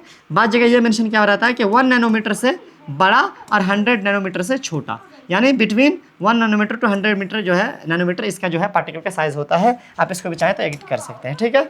उसके अलावा कह रहा है क्या, अगला पार्टिकल, अगला property, colloids are big enough to scatter a beam of light passing through it and make it path visible. वही बात है कि इससे अगर आप लाइट पास करोगे तो विजिबल हो जाएगा इसका path. They do not settle down when left undisturbed. अब इसके पार्टिकल इतने बड़े भी नहीं होते, ग्रेविटी एक्ट करे और इसको नीचे बैठा दे। अगर आपने दूध मिक्स करा है पानी के अंदर और उसको आपने छोड़ रखा है, तो वो दूध के पार्टिकल्स नहीं बैठेंगे। हालांकि दूध में जो होते हैं फैट्स के पार्टिकल, ऑयली पार्टिकल्स होते हैं छोटे छोटे। आप सोच के देखो, क्या वाटर में 90% ऑफ द मिल्क में वाटर होता है, क्या वाटर में कभी भी ऑयल घुलेगा? लेकिन ऑयल के इतने छोटे छोटे पार्टिकल्स उसमें घुले हुए रहते हैं यूनिफॉर्मली कि हम लोग को देखने को लग नहीं रहा होता है कि इसमें कोई चीज़ मिक्स है। वो एक ही सॉल्यूशन दिख रहा होता है, देखने में तो ये लग रहा होता है होमोजेनियस, पर एक्चुअली नहीं है। और इसके पार्टिकल इतने छोटे भी हैं कि इसको अगर आप अनडिस्टर्ब छोड़ोगे भी तो इसके पार्टिकल नीचे गाद जैसे नहीं बैठेंगे। That is a colloid is a quite stable, ठीक है। They can not be separated from the mixture by the process of filtration. इसको भी फिल्ट्रेशन से नहीं छान सकते, but the special technique separation known as centrifugation can be use to separate the colloidal particles. अब यहाँ पर क्या कह रहा है, इसके पार्टिकल्स को हम ऐसे तो नहीं फिल्टर उल्टर से छान सकते, बट एक मेथड होता है सेंट्रीफ्यूगेशन, इससे हम छान सकते हैं। ब्लड जो होता है हमारा, वो भी किसका एग्जांपल है? कोलाइड का एग्जांपल है। तो ब्लड जो आपसे सैंपल लिया जाता है डॉक्टर लोग, तो उसको एक मशीन में डालते हैं ब्लड को और उसको घुमाते हैं। तो जैसे ये वाला आपका मान लीजिए ब्लड है, इसमें ये टेस्ट ट्यूब है, इसमें ब्लड है, वो ऐसे ऐसे घूमता है, ऐसे ऐसे घूमता है। तो उसके जो पार्टिकल्स होते हैं, जो हेवी पार्टिकल्स होते हैं, है ना, फोर्स की वजह से वो नीचे की ओर जमा हो जाते हैं, जिसकी वजह से उसका लिक्विड पार्ट, उसका सॉलिड पार्ट कहीं ना कहीं अलग होता है। और डॉक्टर्स उसको माइक्रोस्कोप से चेक करके देख रहे होते हैं कि क्या है प्रॉब्लम आपके ब्लड में, क्या क्या है, इन्फेक्शंस वगैरह या जो भी है, सही बुरा जो भी है बताते हैं। तो सेंट्रीफ्यूगेशन के मेथड से आप क्या कर सकते हो सर, आप इसको कहीं ना कहीं सेपरेट कर सकते हो, बट इजीली आप इसको सेपरेट नहीं कर सकते हो, ठीक है। चलिए, ये सब प्रॉपर्टीज हैं, ये सब प्रॉपर्टी आप याद रखेंगे तीनों को कंपेयर करने के लिए। यहाँ से हमें क्या समझ में आया कि सॉल्यूशन के पार्टिकल सबसे छोटे, कोलाइड के पार्टिकल उससे थोड़े बड़े और सस्पेंशन के पार्टिकल सबसे बड़े। समझ में आ गया? सॉल्यूशन लाइट को डिस्टर्ब नहीं करता है, जबकि कोलाइड और सस्पेंशन लाइट को डिस्टर्ब करता है। चलिए आगे बढ़ते हैं। कह रहा है the components of a colloid solution are the dispersed phase and the dispersion medium.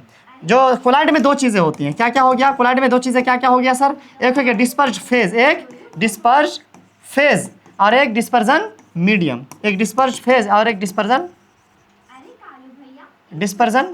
Medium, ठीक है। ये दो चीजें हैं। क्या है भाई?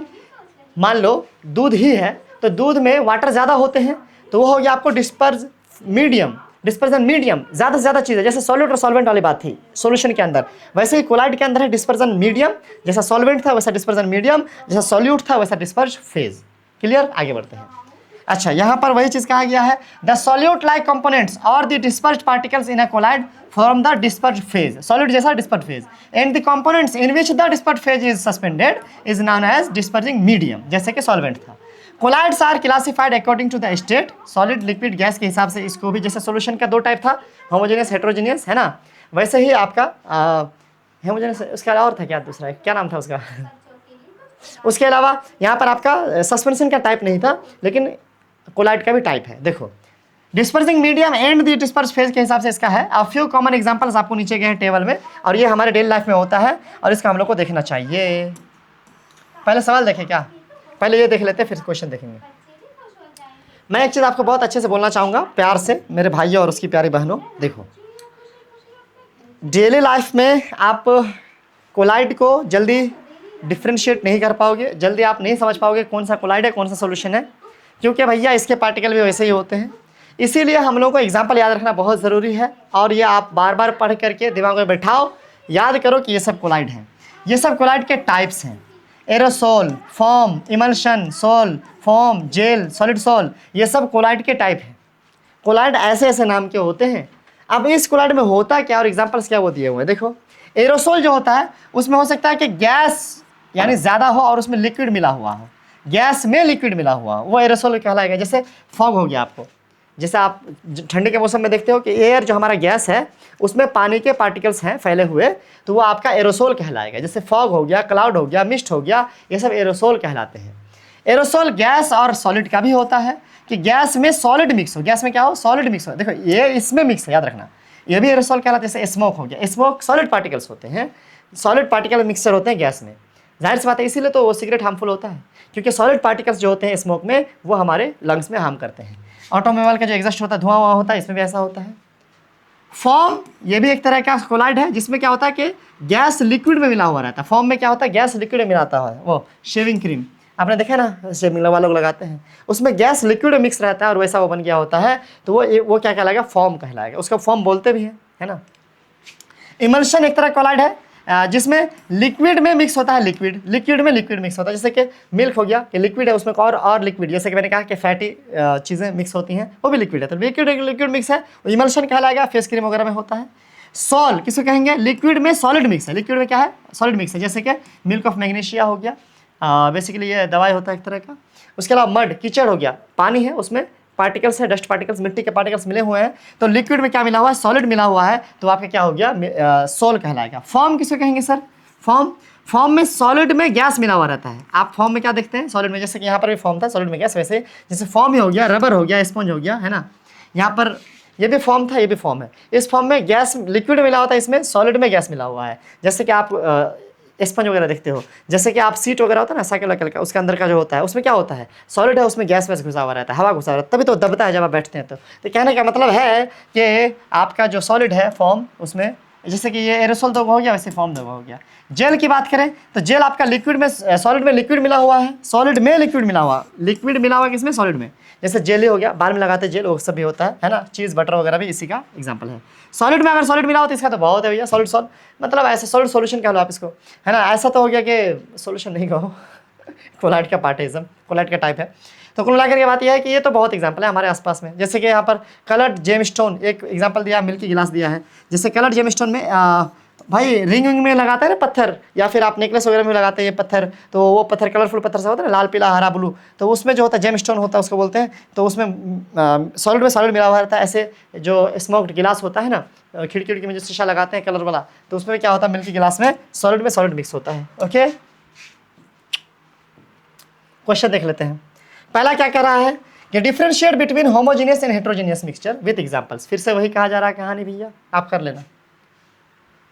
इसकी होमोजेनियस में जैसे आपका टाइप कह देना कि homogeneous having solution is a homogeneous mixture but colloid and suspension are heterogeneous mixture, है ना। ऐसे ही कह देना कि homogeneous mixture doesn't show the path of light visible but heterogeneous mixture shows it.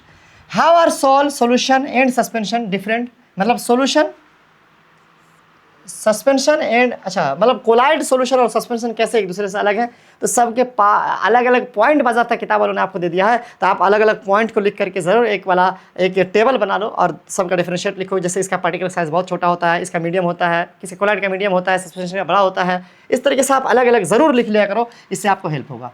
तो मैं आपको तीनों का पॉइंट बहुत अच्छे से देवा, इसलिए मैं नहीं बोल रहा हूँ, ठीक है, क्योंकि किताब वालों ने सस्पेंशन का, सॉल्यूशन का, कोलाइड का पॉइंट्स को बाजाबता लिख दिया एक तरह से। उसके अलावा कह रहा है कि आपके पास एक सैचुरेटेड सॉल्यूशन है जिसमें 36 ग्राम सोडियम क्लोराइड है, यानी नमक है, वो 100 ग्राम ऑफ वाटर में क्या है सर, मिक्स है 293 केल्विन पे। Find the concentration at the temperature. जाहिर सी बात है टेम्परेचर इसलिए फिक्स कर दिया क्योंकि किसी फिक्स टेम्परेचर में सैचुरेटेड सॉल्यूशन का जो सॉल्यूट होता है वो फिक्स होता है, ठीक है, इसीलिए क्या वाला, वैसे कैलकुलेशन में इसका काम नहीं है। अब देखो दिया हुआ क्या आपको सॉल्यूट है, क्या दिया हुआ है, सॉल्यूट दिया हुआ है, कितना दिया हुआ है सॉल्यूट? सॉल्यूट आपका दिया 36 ग्राम, है ना। आपको दिया हुआ है सॉल्वेंट, किस में घुला है? वाटर में। कितना है भैया? 100 ग्राम, है ना। सिर्फ जी लिखा, GM नहीं लिखा क्या? चलो भैया ठीक है, 100 ग्राम। अब इस हिसाब से सोल्यूशन कितना ग्राम का हो गया टोटल? सोल्यूशन आपका हो गया 136 ग्राम का, दोनों मिला करके। तो आपने पूछना है कंसंट्रेशन, और कंसंट्रेशन के फॉर्मूला में हमेशा नीचे क्या होता है? नीचे होता है सोल्यूशन, है ना, और ऊपर क्या होता है? सॉल्यूट। ऊपर में क्या होता है? सॉल्यूट, है कि नहीं है? तो वहाँ पर आप लिख देना कि mass of solution, solute by mass of solution, मैंने शॉर्ट में लिखा है ना, इंटू 100%, है ना। तो यहाँ पर आप देखो सॉल्यूट हो गया आपके पास, सॉल्यूट हो गया आपके पास 36 ग्राम, और आपका सोल्यूशन हो गया 136 ग्राम। ग्राम ग्राम कैंसिल, इंटू 100%, जो भी आएगा कैलकुलेशन कर लेना, वो आपका क्या हो जाएगा सर? वो परसेंट में आपका क्या हो जाएगा? आंसर हो जाएगा। इजी? यस इजी इजी भाई, क्या कुछ भी नहीं। आप कैलकुलेशन तो कर दो, मैं बाप ना कर रहा। हो पानी पी ले, पी ले। एक बात कहूँ क्या इजाज़त है, तुम लोग भी पानी पी लो थोड़ा सा, क्या दिक्कत है?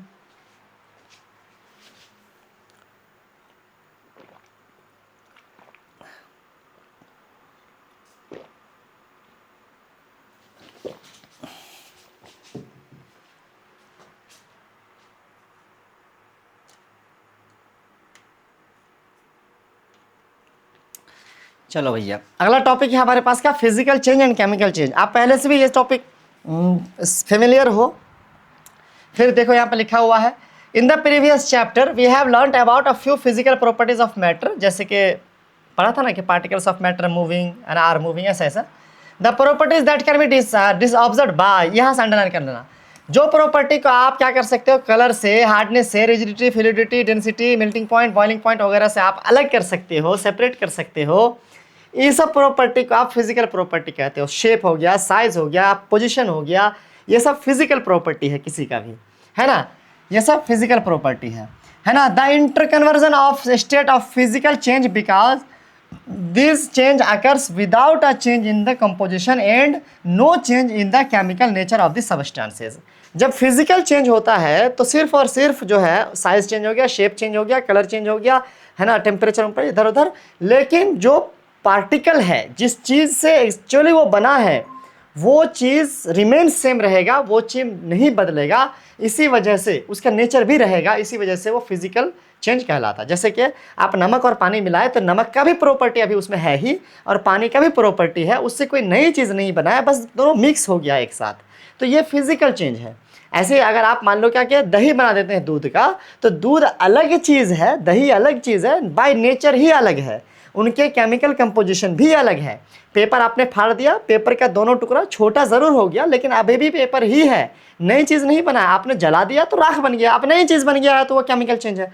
तो फिजिकल चेंज में कोई नई चीज़ नहीं बनती है, केमिकल चेंज में एक नई चीज़ बनती है। वही चीज़ लिखा हुआ कह रहा है ऑल्दो, यहाँ पर कह रहा है कि although ice, water and water vapor all looks different and display different physical properties, they are chemically the same। पानी सॉलिड में, लिक्विड में, गैस में दिख रहा होता है, वाटर है, आइस है, वाटर वेपर है, लग तो रहा है कि अलग अलग है भैया, ये सॉलिड है वो लिक्विड है, लेकिन एट द सेम टाइम आप क्या कह सकते हो कि ये सब कुछ केमिकली सेम है। देखने में भले ही अलग हो, बट आप टेस्ट करके देखो तो तीनों का टेस्ट सेम होगा। आप केमिकल नेचर देखो, रिएक्शन करने का तरीका देखो तो तीनों वैसे ही करता है। फार्मूला देख लो तो तीनों का फार्मूला H2O ही होगा। तो ये फिजिकल चेंज था जो आपको अलग अलग स्टेट में देखने को मिला। तो यहाँ से एक चीज़ ये पता चलती है कि स्टेट का जो चेंज है, यानी सॉलिड लिक्विड गैस का चेंज जो है, वो भी कहीं ना कहीं क्या है? फिजिकल चेंज ही है। Both water and cooking oil are liquid but their chemical characteristics are different, है ना। तेल और पानी अलग है, they different in colour, in flammability, जलने में भी पानी नहीं जलता है। We know that the oil burns in air whereas water extinguish fire. जाहिर सी बात है, दिवाली पे जलाते हो आप तेल से, है ना, दिया, जबकि पानी से आप नहीं जला सकते हो। तो दोनों को जो है देखने के लिए क्या है कि दोनों सेम पार्टिकल्स हैं, दोनों सेम चीज़ है, लिक्विड है, स्टेट सेम है, बट दोनों के प्रॉपर्टी सेम है। It is this chemical property of oil that's makes it different from the water. अब ऐसा इसलिए है क्योंकि ऑयल एक केमिकली अलग चीज़ है और वाटर केमिकली अलग चीज़ है। तो यही फ़र्क है कि केमिकली जब कोई चीज़ अलग होता है तो उसके प्रॉपर्टीज़ ही अलग हो जाते हैं। Burning is a chemical change, जैसे मैंने कहा कि स्टेट में चेंज होना फिजिकल चेंज है, ऐसे ही कोई चीज़ का बर्निंग तो केमिकल चेंज है। During this process one substance reacts with another undergoes, है ना, चेंज इनटू केमिकल कंपोजिशन। जब कोई चीज़ जलती है तो ऑक्सीजन के साथ रिएक्शन करके कोई नया चीज़ फॉर्म करता है, तो हमेशा जलना कहीं ना जलना एक क्या है, केमिकल चेंज ही है। Chemical change brings change in the chemical properties of matter and we get new substance. बहुत इंपॉर्टेंट कि फिजिकल चेंज में हमको न्यू सबस्टांस नहीं मिलता और केमिकल प्रॉपर्टीज रिमेन सेम रहते हैं, भले ही शेप साइज कलर वगैरह चेंज हुआ हो, बट केमिकल प्रॉपर्टी में शेप साइज कलर तो जो चेंज हुआ नहीं हुआ अलग बात है। कुल मिलाकर के बात है कि नया सबस्टांस बनता है और टोटली नया सबस्टांस बनता है। पहले वाले सबस्टांस का प्रॉपर्टी उसमें नहीं पाया जाता, एक नया प्रॉपर्टी लेके आता है, वो केमिकल चेंज के रिजल्ट में आता है। अ chemical change is also called a chemical reaction. जाहिर सी बात है केमिकल चेंज को ही केमिकल रिएक्शन भी कहते हैं, याद रखिएगा। During burning of a candle both physical and chemical change takes place, दोनों होता है। Can you distinguish? यस। मान लो कि एक मोमबत्ती है, ठीक है, ये मोमबत्ती है, जब ये जलेगा तो इसमें फिजिकल और केमिकल दोनों चेंज है, बता रहा है कि कहाँ पे कौन सा चेंज है। जब ये जलेगा तो सपोज करिए मतलब ऐसे गिर रहा है, ठीक है। तो कुल मिलाकर के बात यह है कि यहाँ पे जिसका ये वाला है, इसका धागा ठो होता है ना, इसका जो धागा ठो होता है, ये धागा ठो बर्न हो जाएगा और ऐश बन जाएगा, राख बन जाएगा। तो यहाँ पर ये धागा पहले कोई अलग चीज़ थी और ऐश एक अलग चीज़ है। तो यहाँ पर जो चेंज आया वो क्या है, केमिकल चेंज है। बट अगर आप देखोगे तो ये जो हमारे पास ये वाला जो पार्ट सब था, है ना, जो मोम का पार्ट था, है ना, ये पार्ट पिघल करके भले ही उसका स्टेट चेंज हो रहा है, पिघल करके लिक्विड बन जा रहा है, लेकिन फिर आप इसको क्या करो, कूल करोगे तो वापस से ये मोम जैसा ही बन जाएगा, सॉलिड। तो कहने का मतलब है कि ये फिजिकल चेंज है, ठीक है। हमने पहले भी कहा कि burning is a chemical change, जबकि state of change physical change. अब क्लासीफाई करना है कौन फिजिकल कौन केमिकल। तो कटिंग ऑफ ट्री काट लेने से लकड़ी अभी भी लकड़ी ही है, तो ये फिजिकल चेंज है। मेल्टिंग ऑफ बटर, भाई बटर पिघल गया तो लिक्विड बन गया, स्टेट चेंज हुआ, फिर से आप ठंडा करो फिर से सॉलिड बन जाएगा, स्टेट चेंज मतलब फिजिकल चेंज। रस्टिंग ऑफ अलमीरा, भाई जंग लगने का मतलब है केमिकल रिएक्शन होना। जंग बेसिकली लोहा को खा जाता है, वो लोहा नहीं होता, लोहा अलग चीज़ है, जंग अलग चीज़ है, तो ये केमिकल चेंज है। Boiling of water from steam, भाई जाहिर सी बात फॉर्म स्टीम, भाई इसमें स्टेट चेंज हो रहा है, वाटर का स्टेट चेंज होना फिजिकल चेंज है। Passing of electric current through water and water breaking into hydrogen and oxygen. अब H2O को आपने इलेक्ट्रिसिटी दे करके हाइड्रोजन और ऑक्सीजन अलग अलग कर लिया, तो H2O जो एक प्योर सबस्टेंस था उसको आपने केमिकली अलग कर लिया। H2O की प्रॉपर्टी अलग होती है, हाइड्रोजन की प्रॉपर्टी अलग, ऑक्सीजन की प्रॉपर्टी अलग, नया प्रॉपर्टी के लेकर के यहाँ पर जो नए सबस्टेंस बनेंगे तो ये एक केमिकल चेंज होगा। Dissolving common salt in water, भाई आप यहाँ पर मिला रहे हो, सिर्फ वो मिक्स होगा, साल्ट का भी प्रॉपर्टी रहेगा, वाटर का भी प्रॉपर्टी रहेगा, physical change. Making a fruit salad with raw fruit, भाई फ्रूट को काट देने से फ्रूट आम जाम नहीं बन जाता है, प्रॉपर्टी सेम ही रहती है, तो वो एक फिजिकल चेंज है। क्लियर है, आगे बढ़ते हैं। बर्निंग ऑफ पेपर, भाई बर्निंग जब भी होगी तो वहाँ पर केमिकल चेंज होता है, तो नई चीज़ बनता है, तो वो केमिकल चेंज है। Try segregation the things around you as pure and substance and mixture, हमारे आसपास मैंने पहले ही कहा था most of the things are impure and mixture, कुछ ही चीज़ें प्योर होती हैं। आई थिंक क्या होता है प्योर, गोल्ड, वो भी तो जो यूज़ करते हैं वो इम्प्योर ही होता है। What are the types of pure substances. अब यहाँ पर प्योर सबस्टेंस के टाइप क्या क्या थे, तो भाई पहले ही हमने पढ़ा था कि भाई प्योर सबस्टेंस मैटर के दो टाइप, प्योर और इम्प्योर। इम्प्योर के बारे में हमने पढ़ लिया, क्या क्या पढ़ लिया भाई, सस्पेंशन कोलाइड सॉल्यूशन। और हमने यहाँ पर अब पढ़ना प्योर के बारे में। On the basis of their chemical composition substances can be classified either elements और कंपाउंड। यानी इम्प्योर वाले तो हमने कर लिए थे, वो होमोजेनियस हेटेरोजेनियस और फिर कोलाइड सस्पेंशन सॉल्यूशन। लेकिन प्योर वाले दो होते हैं, क्या क्या होते हैं भाई, प्योर सबस्टेंस दो टाइप के होते हैं, क्या क्या, या तो आप एलिमेंट कह लो एक, है ना, और एक आप क्या कह लो, एक आप कह लो कंपाउंड। मैंने पहले भी आपको शुरू में ये बात कही थी, है कि नहीं है। चलो सबसे पहले एलिमेंट के बारे में पढ़ते हैं। एलिमेंट क्या है, ये बहुत इंपॉर्टेंट है कि रॉबर्ट बॉयल बोल करके एक साइंटिस्ट थे जिसने सबसे पहले एलिमेंट वर्ड का यूज़ किया था 1661 में। एंटोनी लेवेज़ियर की बात करें भैया 1743 में, फादर ऑफ केमिस्ट्री भी कहा जाता है। इन्होंने क्या करा था, फर्दर डिस्कवर भी किया था इसके बारे में। एलिमेंट के कुछ एलिमेंट के तो नाम भी, जैसे हाइड्रोजन ऑक्सीजन इन्होंने रखे थे। अब फ्रेंच केमिस्ट थे ये, कौन, Antoine Lavoisier was the first establish an experimentally useful definition of an element. इसने एलिमेंट के बारे में ज़्यादा चीज़ें बताई, डेफिनेशन वगैरह दिया, और मैंने कहा कुछ एलिमेंट का नाम भी रखा, खोज भी करा। यहाँ पर क्या कह रहा है सर, है ना, he defined an element as a basic form of a matter that cannot be broken down into simpler substances by chemical reaction। जैसे हमने वाटर से इलेक्ट्रिसिटी पास करा करके हाइड्रोजन और ऑक्सीजन ऑब्टेन कर लिया, लेकिन हाइड्रोजन को इलेक्ट्रिसिटी पास करा करके या कैसे भी केमिकल रिएक्शन करा करके हाइड्रोजन से और कुछ नहीं निकाल सकते, ऑक्सीजन से कुछ और नहीं निकाल सकते, तो ऐसा फॉर्म जहां पर और फर्दर क्लासिफिकेशन होना पॉसिबल ना हो, तो वो जो फॉर्म है प्योर फॉर्म, वो आपको एलिमेंट कहलाता है। वो क्या कहलाता है? एलिमेंट कहलाता है। वही कह रहा है a basic form of matter, इसका वो टुकड़ा जिसका केमिकल रिएक्शन से भी, फिजिकली तो छोड़ दो, केमिकली भी और टुकड़ा करना पॉसिबल ना हो, जिसको और नई चीज जिसमें से ऑब्टेन, देखो H2O एक अलग प्रॉपर्टी का है और H और O अलग अलग प्रॉपर्टी का है, तो ये एक नई चीज निकाला गया H2O से। जबकि हाइड्रोजन का आप 10 को हाइड्रोजन में मिला दो तो प्रॉपर्टी वही रहेगा, इतना सारा, इतना पानी और इतना पानी, गुण तो सेम ही है ना। तो कहने का मतलब है कि ऐसे हाइड्रोजन का बहुत सारा ग्रुप भी एलिमेंट है, ऑक्सीजन का बहुत सारा ग्रुप भी एलिमेंट है, लेकिन ग्रुप से फर्क नहीं पड़ा। फर्क बस ये है कि उस ग्रुप से आप कोई ऐसी चीज नहीं निकाल सकते जिसका नया प्रॉपर्टी हो और नई चीज हो। समझ गए? Element can be normally divided into metal, non metals and metalloids. हम कह सकते हैं कि भैया दुनिया में जितनी चीजें हैं उसको इसी में आप डिवाइड कर लो। मैटर एलिमेंट ही है, मैटर एलिमेंट से ही बने होते हैं बेसिकली, और उसको आप मेटल, नॉन मेटल और मेटलॉइड 3 कैटेगरी में बांट सकते हैं। बहुत अच्छे से दिया हुआ है, देखिएगा क्या कह रहा है। Metal usually shows some of all this property. Metal की प्रॉपर्टीज दिए हुए, हालांकि क्लास 10th में और डिटेल से आएगा। क्या मेटल जो होते हैं वो लस्टर होते हैं, शाइनी होते हैं, चमकीले होते हैं, चमकदार लोहा, नया नया कटा हुआ। आप देखिएगा ऐसे कोई भी मेटल देख लो चमकदार ही होता है, एक अलग तरह की चमक होती है उसमें, खास करके व्हाइट और जैसे कि सिल्वरी ग्रे यानी चांदी के कलर का ग्रे, या फिर आप गोल्डन येलो जैसे कि कॉपर का भी कलर होता है। इसे 2 तरह के कलर में बेसिकली आप मेटल को देखोगे। They conduct heat and electricity. आप जब चाहो अगर मेटल को आप एक साइड गर्म करोगे तो ये गर्मी आगे भी फैलेगी, जैसे कि लोहा में या फिर बाकी मेटल में होते हैं, और इलेक्ट्रिसिटी भी इससे पास हो सकता है, इसीलिए ये कंडक्टर्स हो गए। They are ductile. इसको अगर आप खींचोगे, बहुत फोर्स ला के, हो सकता है हाथ से खींच के ना हो, मशीन से खींच के हो, तो वो तार बन जाएगा। Can be draw into wires, तो डक्टाइल हो गया, यानी तनने की क्षमता हो गई, तन्यता हो गया। They are malleable. अगर इसको आप पीटोगे तो ये फैल जाएगा। इसको अगर आप पीटोगे, ये अभी नॉन मेटल है, इसको पीटोगे तो टूट जाएगा, ब्रिटल होते हैं। जबकि आप मेटल को पीटोगे, आप लोहा के किसी टुकड़ा को आप पीस को पीटो हथौड़े से, तो फैल जाएगा, चिपटा हो जाएगा, तो मेलिएबल प्रॉपर्टी कहते हैं उसको। And can be hammered into sheet, thin sheet, पतला पेपर बनाया जा सकता है। They are sonorous, make a ringing sound then when hit. अगर आप उसको पीटोगे तो साउंड निकलता है, इसीलिए उसको सोनोरस होते हैं। मतलब ये सब प्रॉपर्टी मेटल में पाए जाते हैं। इजी, बहुत easy. Example of metals are gold, silver, copper, iron, sodium, potassium, है ना। ये सब क्या होगा? मेटल के कुछ एग्जाम्पल हो गए। आपने वैसे सुन रखा होगा कि ये सब मेटल है।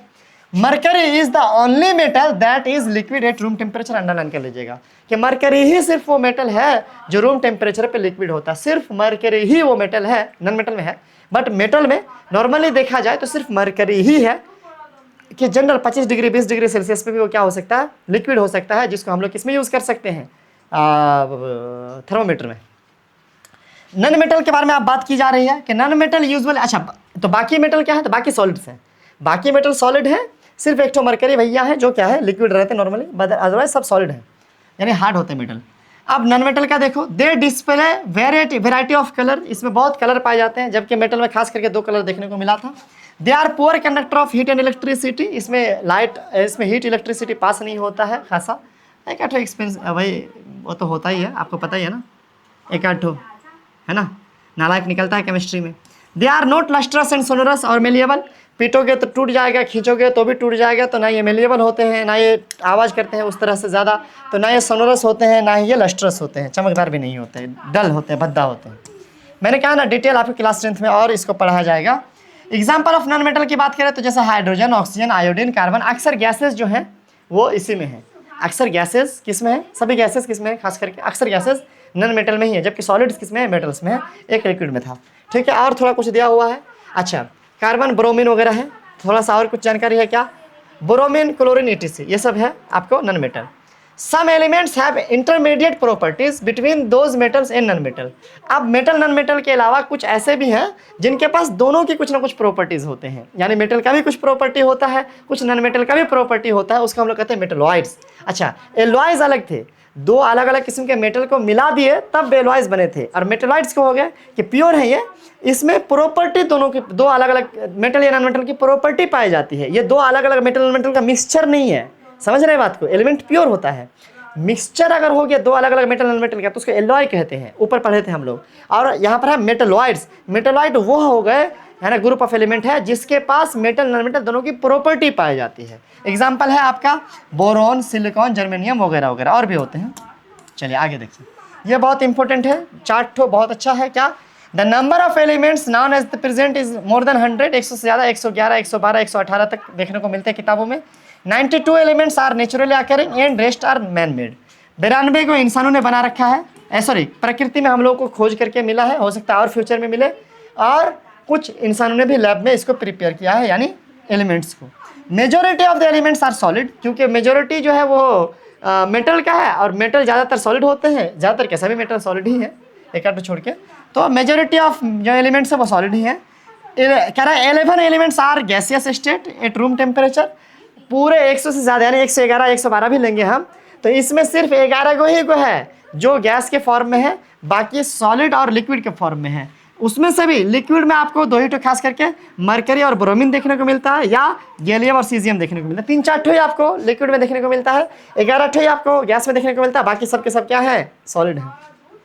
क्लियर, चलो भाई आगे बढ़ते हैं। क्या कह रहा है, थोड़ा देखिए ध्यान से, क्या कि 2 elements are liquid at room temperature, ये दोनों मरकरी हो गया आपको मेटल और ब्रोमीन हो गया आपको नॉन मेटल, ये दोनों तो आपको रूम टेम्परेचर पे लिक्विड मिल जाएंगे, लेकिन गैलियम और सीजियम जो है ये भी आपको रूम टेम्परेचर से थोड़े ऊपर में, यानी 30 डिग्री 40 डिग्री पे आपको ये लिक्विड देखने को मिल जाएंगे, ठीक है।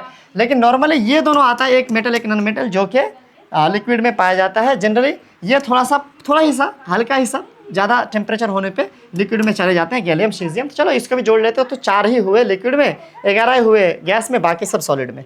यहाँ तक क्लियर हो गया। अब हमारे पास जो प्योर एलिमेंट का प्योर फॉर्म था मैटर का, वो था एक एलिमेंट एक कंपाउंड। एलिमेंट खत्म हो गया कि भाई जिसका और टुकड़ा नहीं हो सकता, केमिकल करके भी नहीं, केमिकल रिएक्शन से भी नहीं, इलेक्ट्रिसिटी से भी नहीं, किसी भी चीज़ से नहीं, उसमें से कोई नई चीज़ नहीं मिल सकता आपको कभी भी नहीं। अब आता है कंपाउंड्स।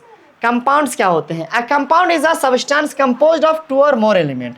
2 और मोर एलिमेंट को अगर मिला दे तो कंपाउंड बनेगा, लेकिन शर्त क्या है? Chemically combined. अपने मन से आपने हाइड्रोजन ऑक्सीजन को बोरा में भर दिया तो नहीं होगा, बल्कि वो रिएक्शन करके मिला हो आपस में with one another in a fix proportion. जैसे H2O के अंदर 2 हाइड्रोजन के साथ 1 ऑक्सीजन, फिक्स प्रोपोर्शन।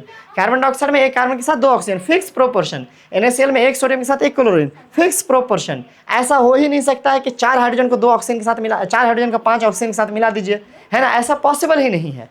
तो कहने का मतलब है वो कंपाउंड नहीं होगा, वो फिर मिक्सचर हो जाएगा। कंपाउंड तब होगा जब 2 या 2 से ज़्यादा एलिमेंट को ऐसे मिलाया जाए जिनका केमिकल कम्बिनेशन हो, केमिकल रिएक्शन करके वो मिले हो, बॉन्डिंग करके नई चीज़ बनाए हो, और उसका जो फिक्स रेशियो है वो हर जगह फिक्स हो। यानी आप यहाँ के वाटर के H2O का फॉर्मूला देखिए, या आप दुनिया के स्विट्जरलैंड के किसी वाटर के ड्रॉपलेट का आप फॉर्मूला देखिए, तो वो H2O ही देखने को मिलेगा। कहने का मतलब है इसकी जो प्रॉपर्टी होती है, केमिकल प्रॉपर्टी, वो सेम होती है। और ये भले ही 2 एलिमेंट से मिलकर बना हो, लेकिन ये दोनों एलिमेंट का गुण त्याग करके केमिकल रिएक्शन के बाद नए प्रॉपर्टीज के साथ एक नई चीज बनता है। यानी हाइड्रोजन ऑक्सीजन से बना है, हाइड्रोजन ऑक्सीजन एलिमेंट है, लेकिन हाइड्रोजन ऑक्सीजन मिल करके जो H2O बना है, ये H2O कंपाउंड है, और कंपाउंड केमिकली कंबाइन होकर बना है, तो ये बिल्कुल नई चीज है। ये हाइड्रोजन या ऑक्सीजन जैसा अब नहीं है, ठीक है। चलिए, कह रहा है कि व्हाट वी गेट व्हेन 2 और मोर एलिमेंट कंबाइंड। भाई वो मिक्सचर भी हो सकता है, कंपाउंड भी हो सकता है, कुछ भी हो सकता है, डिपेंड करेगा कैसे मिक्स हुआ है। एक्टिविटी है, ये बहुत इंपॉर्टेंट है, इसको समझिएगा थोड़ा सा। आपने क्या करना है सर, देखो 2 ग्रुप बनाना है। 3 ग्राम सल्फर पाउडर लेना है, 5 ग्राम आयरन फिलिंग्स लेने हैं। आयरन मतलब लोहा, लोहा का टुकड़ा, और सल्फर का पाउडर, सल्फर का पाउडर का कलर येलो होता है, ठीक है। आप ये ले लीजिए। इसको आपने क्या करना है सर, सल्फर का पाउडर येलो होता है, ग्रीन होता है, कैसा होता है? येलो ही होता है। पहला ग्रुप ने क्या करना है सर आपको, कि आयरन का छोटा छोटा पीस को और सल्फर के पाउडर को मिक्स कर लीजिए, ठीक है। दूसरा ग्रुप ने क्या करना है, मिक्स करना है, और मिक्स करने के बाद उसको हीट भी करना है। मिक्स भी किया, हीट, ये हीट नहीं किया, सिर्फ मिक्स करा, दोनों को सिर्फ मिक्स कर दिया। सल्फर है मान लो, और क्या है, आयरन है। इसने क्या करा, मिक्स भी करा, और मिक्स करने के बाद फिर नीचे से क्या कर दिया सर, हीट भी कर दिया, आग भी दे दिया, ठीक। अब क्या कह रहा है, कितना गर्म किया, जब तक कि दोनों लाल गर्म ना हो जाए। अब कह रहा है remove flame and let the mixture cool. ठंडा हो गया, एक्सपेरिमेंट करना है। अब क्या करना है, ग्रुप 1 और 2 को चेक करना है। क्या, मैग्नेटिज्म चेक करना है। कैसे, दोनों के पास लेके जाना है आयरन, दोनों के पास सॉरी आयरन कह रहा है, मैग्नेट लेके जाना है। कौन, वो जो पहला ग्रुप ने सिर्फ मिक्स करा था उसको भी आयरन लेके जाना है, जाहिर सी बात है वो जो लोहा का टुकड़ा सब खींच के आ जाएगा। दूसरा जो ग्रुप ने मिक्स करके हीट कर दिया था उसको भी लोहा लेके जाना है, यार लोहा बोल रहे, मैग्नेट लेके जाना है। तो मैग्नेट से उसको कुछ अट्रैक्शन देखने को नहीं मिलेगा, क्योंकि वहाँ पे केमिकल रिएक्शन हो चुका है बच्चों, है ना। Bring a magnet near the material and check if the material is attracted toward the magnets। तो हाँ, पहला ग्रुप वाले का अट्रैक्ट हो जाएगा बिकॉज उसमें मैग्नेट ही, सॉरी आयरन ही है, कोई केमिकल रिएक्शन नहीं हुआ, सिर्फ मिक्स हुआ है। जबकि दूसरे वाले में केमिकल रिएक्शन हुआ है, तो वहाँ पर आयरन रहा नहीं, दोस्त रहा नहीं, तो वहाँ पर आपने देखने को नहीं मिलेगा मैग्नेट का प्रॉपर्टी। अब क्या कह रहा है, compare the texture and the colour of the material. जाहिर सी बात है, पहले वाले का जो कलर है मिक्सचर आपको दिखेगा, आयरन अलग दिख रहा होगा, सल्फर येलो कलर का अलग दिख रहा होगा और वो अलग दिख रहा होगा। लेकिन जब आप दूसरे वालों को देखोगे तो दूसरा वाला जो गर्म किया जा चुका है वो सब रेड कलर का दिखेगा, उसमें आयरन अलग नहीं दिख रहा होगा, सल्फर अलग नहीं दिख रहा होगा। Add carbon disulphide 1 part of the material to obtain the stir well and filter। दोनों में आपने क्या करना है सर, कार्बन डाइसल्फाइड एसिड डालना है, कार्बन डाइसल्फाइड डालना है, carbon disulphide C2S carbon disulphide CH2 क्या है, डाइसल्फाइड ना, CH2 क्या होगा, C2H2 या CH2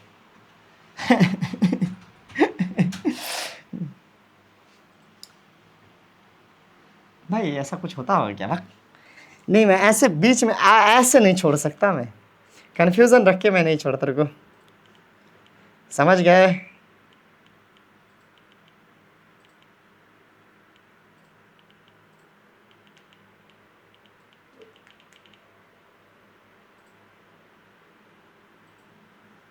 CH2 ही है, सही बात। चलिए, डाइल्यूट सल्फ्यूरिक एसिड और dilute hydrochloric acid the other part of the material obtained. Note teacher, भाई एक में आपने वो मिलाया, एक में आपने जो मिलाया। Perform all above steps both the elements, है ना, सेपरेटली। अब आपने करना है, ये सब कर लिया, अब आपने आंसर करना है। देखो क्या, इस सवाल का जवाब देना है। क्या did the material obtain by two groups look the same? जवाब है नहीं, अलग अलग दिखता है। एक रेड कलर का दिखता है, एक में मिक्सचर अलग, येलो और जो भी कलर है आयरन का, ब्राउन में चाहे हो चाहे व्हाइट में हो, वो अलग दिखता है। Which group has obtained a material with magnetic property? First group, because there is no chemical reaction and iron having the magnetic property. Can we separate the components of the material obtained? Yes, we can separate from first group, but not second group. First group का separate आप magnet से आप iron खींच लो, sulphur बचेगा। लेकिन second वाले में iron sulphur अलग है ही नहीं, मिलकर के H2S हाइड्रोजन सल्फाइड बन चुका है भाई। On adding dilute sulphuric acid और dilute hydrochloric acid did both group obtain the gas? नहीं, हाँ दोनों में मिला है। एक को मिलेगा आपको, पहला वाला जैसे आयरन जो होता है, कोई मेटल जो होता है ना, मेटल बेसिकली एसिड के साथ रिएक्शन करके हाइड्रोजन गैस बनाता है। तो पहला वाला ग्रुप में मेटल अलग ही है, लेकिन वो हाइड्रोजन गैस के साथ रिएक्शन करेगा, सॉरी एसिड के साथ रिएक्शन करेगा और हाइड्रोजन गैस बना लेगा। दूसरा ग्रुप भी रिएक्शन करेगा और कुछ और गैस बनाएगा। देखते हैं स्मेल की बात करें तो पहला वाला में तो स्मेल कुछ खास अलग होगा नहीं भैया, लेकिन दूसरा वाला ग्रुप का स्मेल हो सकता है क्योंकि इसमें सल्फर है। सल्फर जब भी गर्म होता है तो इसमें स्मेल बदल जाता है भाई। सल्फर गर्म होने के बाद सड़ा हुआ अंडा जैसे स्मेल आता है। The gas obtained by group is hydrogen. अच्छा, पहला वाला ग्रुप जो है उसमें हाइड्रोजन गैस निकलेगा। मैंने कहा एसिड से रिएक्शन करता है मेटल तो हाइड्रोजन गैस निकालता है। It is colourless, odourless and combustible. हाँ, ये भाई इसका स्वाद नहीं होता है, इसका कलर नहीं होता है और ये जलता है, मतलब आग लगाने पे हाइड्रोजन जलता है। It is not advise to combustion. भाई उसको आपको जला के नहीं टेस्ट करना, छोड़ दो, अभी रहने दो, है ना। The gas obtained by the group 2 hydrogen sulphide. दूसरा वाला जो गैस मिलेगा वो हाइड्रोजन सल्फाइड मिलेगा क्योंकि उसको जला है आप, तो हाइड्रोजन सल्फाइड मिला है। It is colourless gas. The smell of rotten eggs. भले इसमें सल्फर है ना, तो इसको जो जला हुआ है, सड़ा हुआ अंडा, रोटन एग की तरह अंडा का आपको सेंट मिलेगा, है ना, लेकिन इसमें कलर देखने को नहीं मिलेगा। कह रहा है you must have observe that the product obtained by the both group show different properties. दोनों का अलग अलग प्रॉपर्टी है। Though the starting material were the same. शुरू में दोनों में ही हमने क्या लिया था, दोनों में ही हमने आयरन लिया था और सल्फर लिया था, दोनों में ही हमने सेम मटेरियल लिया था। एक में ऐसे ही मिक्स करा, एक में गर्म करा, यही फर्क है ना। एक में ऐसे ही बस मिक्स करा और एक में हमने गर्म करा। मटेरियल दोनों का शुरू में क्या था, सेम था, बट द प्रॉपर्टी दोनों का अलग अलग है। Group 1 has carried out the activity involving physical change. अब ग्रुप 1 के साथ जो हुआ वो फिजिकल चेंज था, सिर्फ मिक्स करा। लेकिन ग्रुप 2 का जो था वो केमिकल चेंज था, इसीलिए हम लोग को दोनों का प्रॉपर्टी देखने को मिलता है अलग अलग, क्योंकि फिजिकल चेंज में जो असल कंपोनेंट्स हैं उसका ही प्रॉपर्टी रहता है, लेकिन केमिकल चेंज में नए केमिकल की प्रॉपर्टी आ जाती है। आइए, the material obtained by the group 1 is a mixture of two substances. The substances are iron and sulphur, जबकि the process of mixture are same as that of its constituents. अब जाहिर सी बात है उन लोगों को जब मिक्स के बाद जो था वो आयरन, उनका जो प्रॉपर्टी था वो आयरन का प्रॉपर्टी आयरन ही था, सल्फर का प्रॉपर्टी सल्फर ही था। लेकिन जो दूसरा वाला है the material obtained by the group 2 is a compound, वो लोग को हाइड्रोजन सल्फाइड एक कंपाउंड मिल गया। अब वो ना हाइड्रोजन रहा ना सल्फर रहा, हाइड्रोजन सल्फाइड नई चीज़ बन गया। On heating the two elements strongly we get a compound. जब गर्म कर दिए तो हमको कंपाउंड मिला which has totally different property compare to the original compound. शुरू में जो था हाइड्रोजन और सल्फर, उसके टोटली डिफरेंट हम लोग को एक नई चीज़ मिलती है। The composition of a compound is the same through out.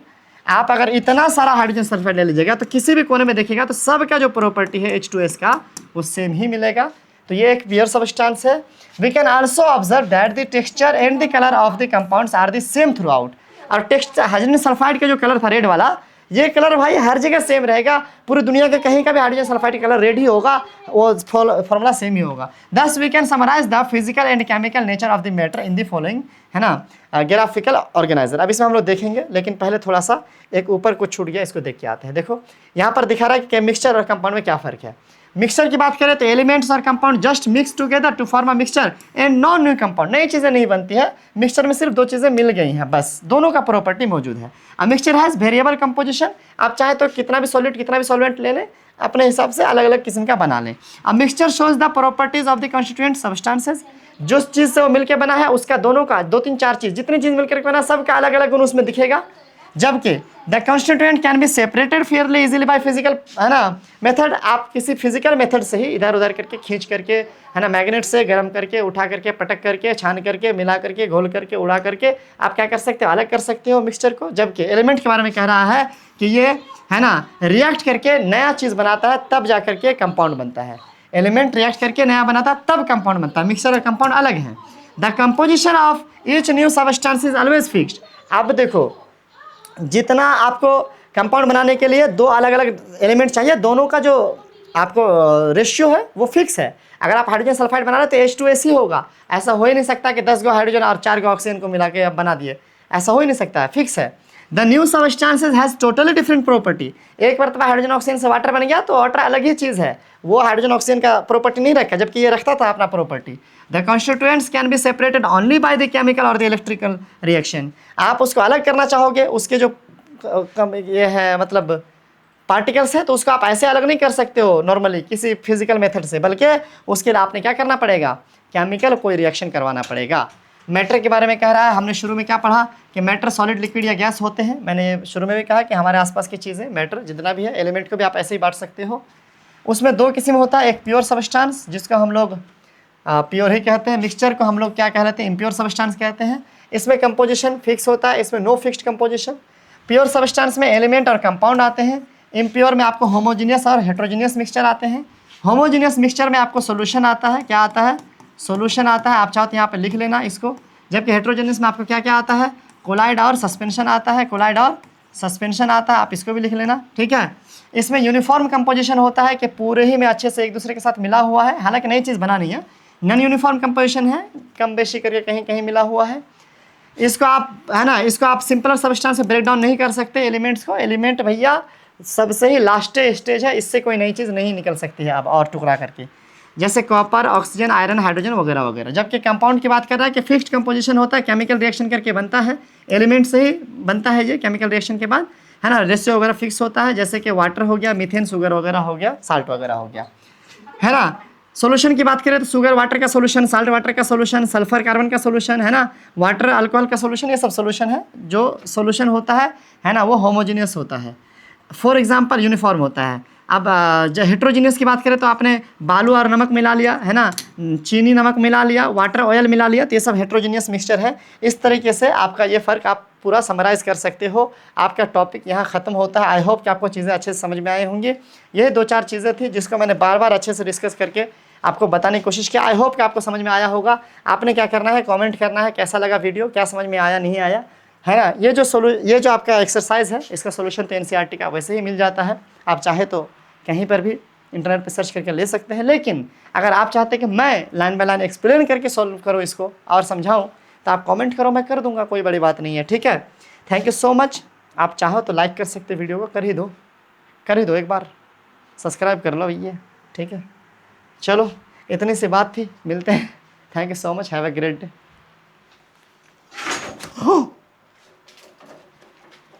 कैसे हो गया भैया।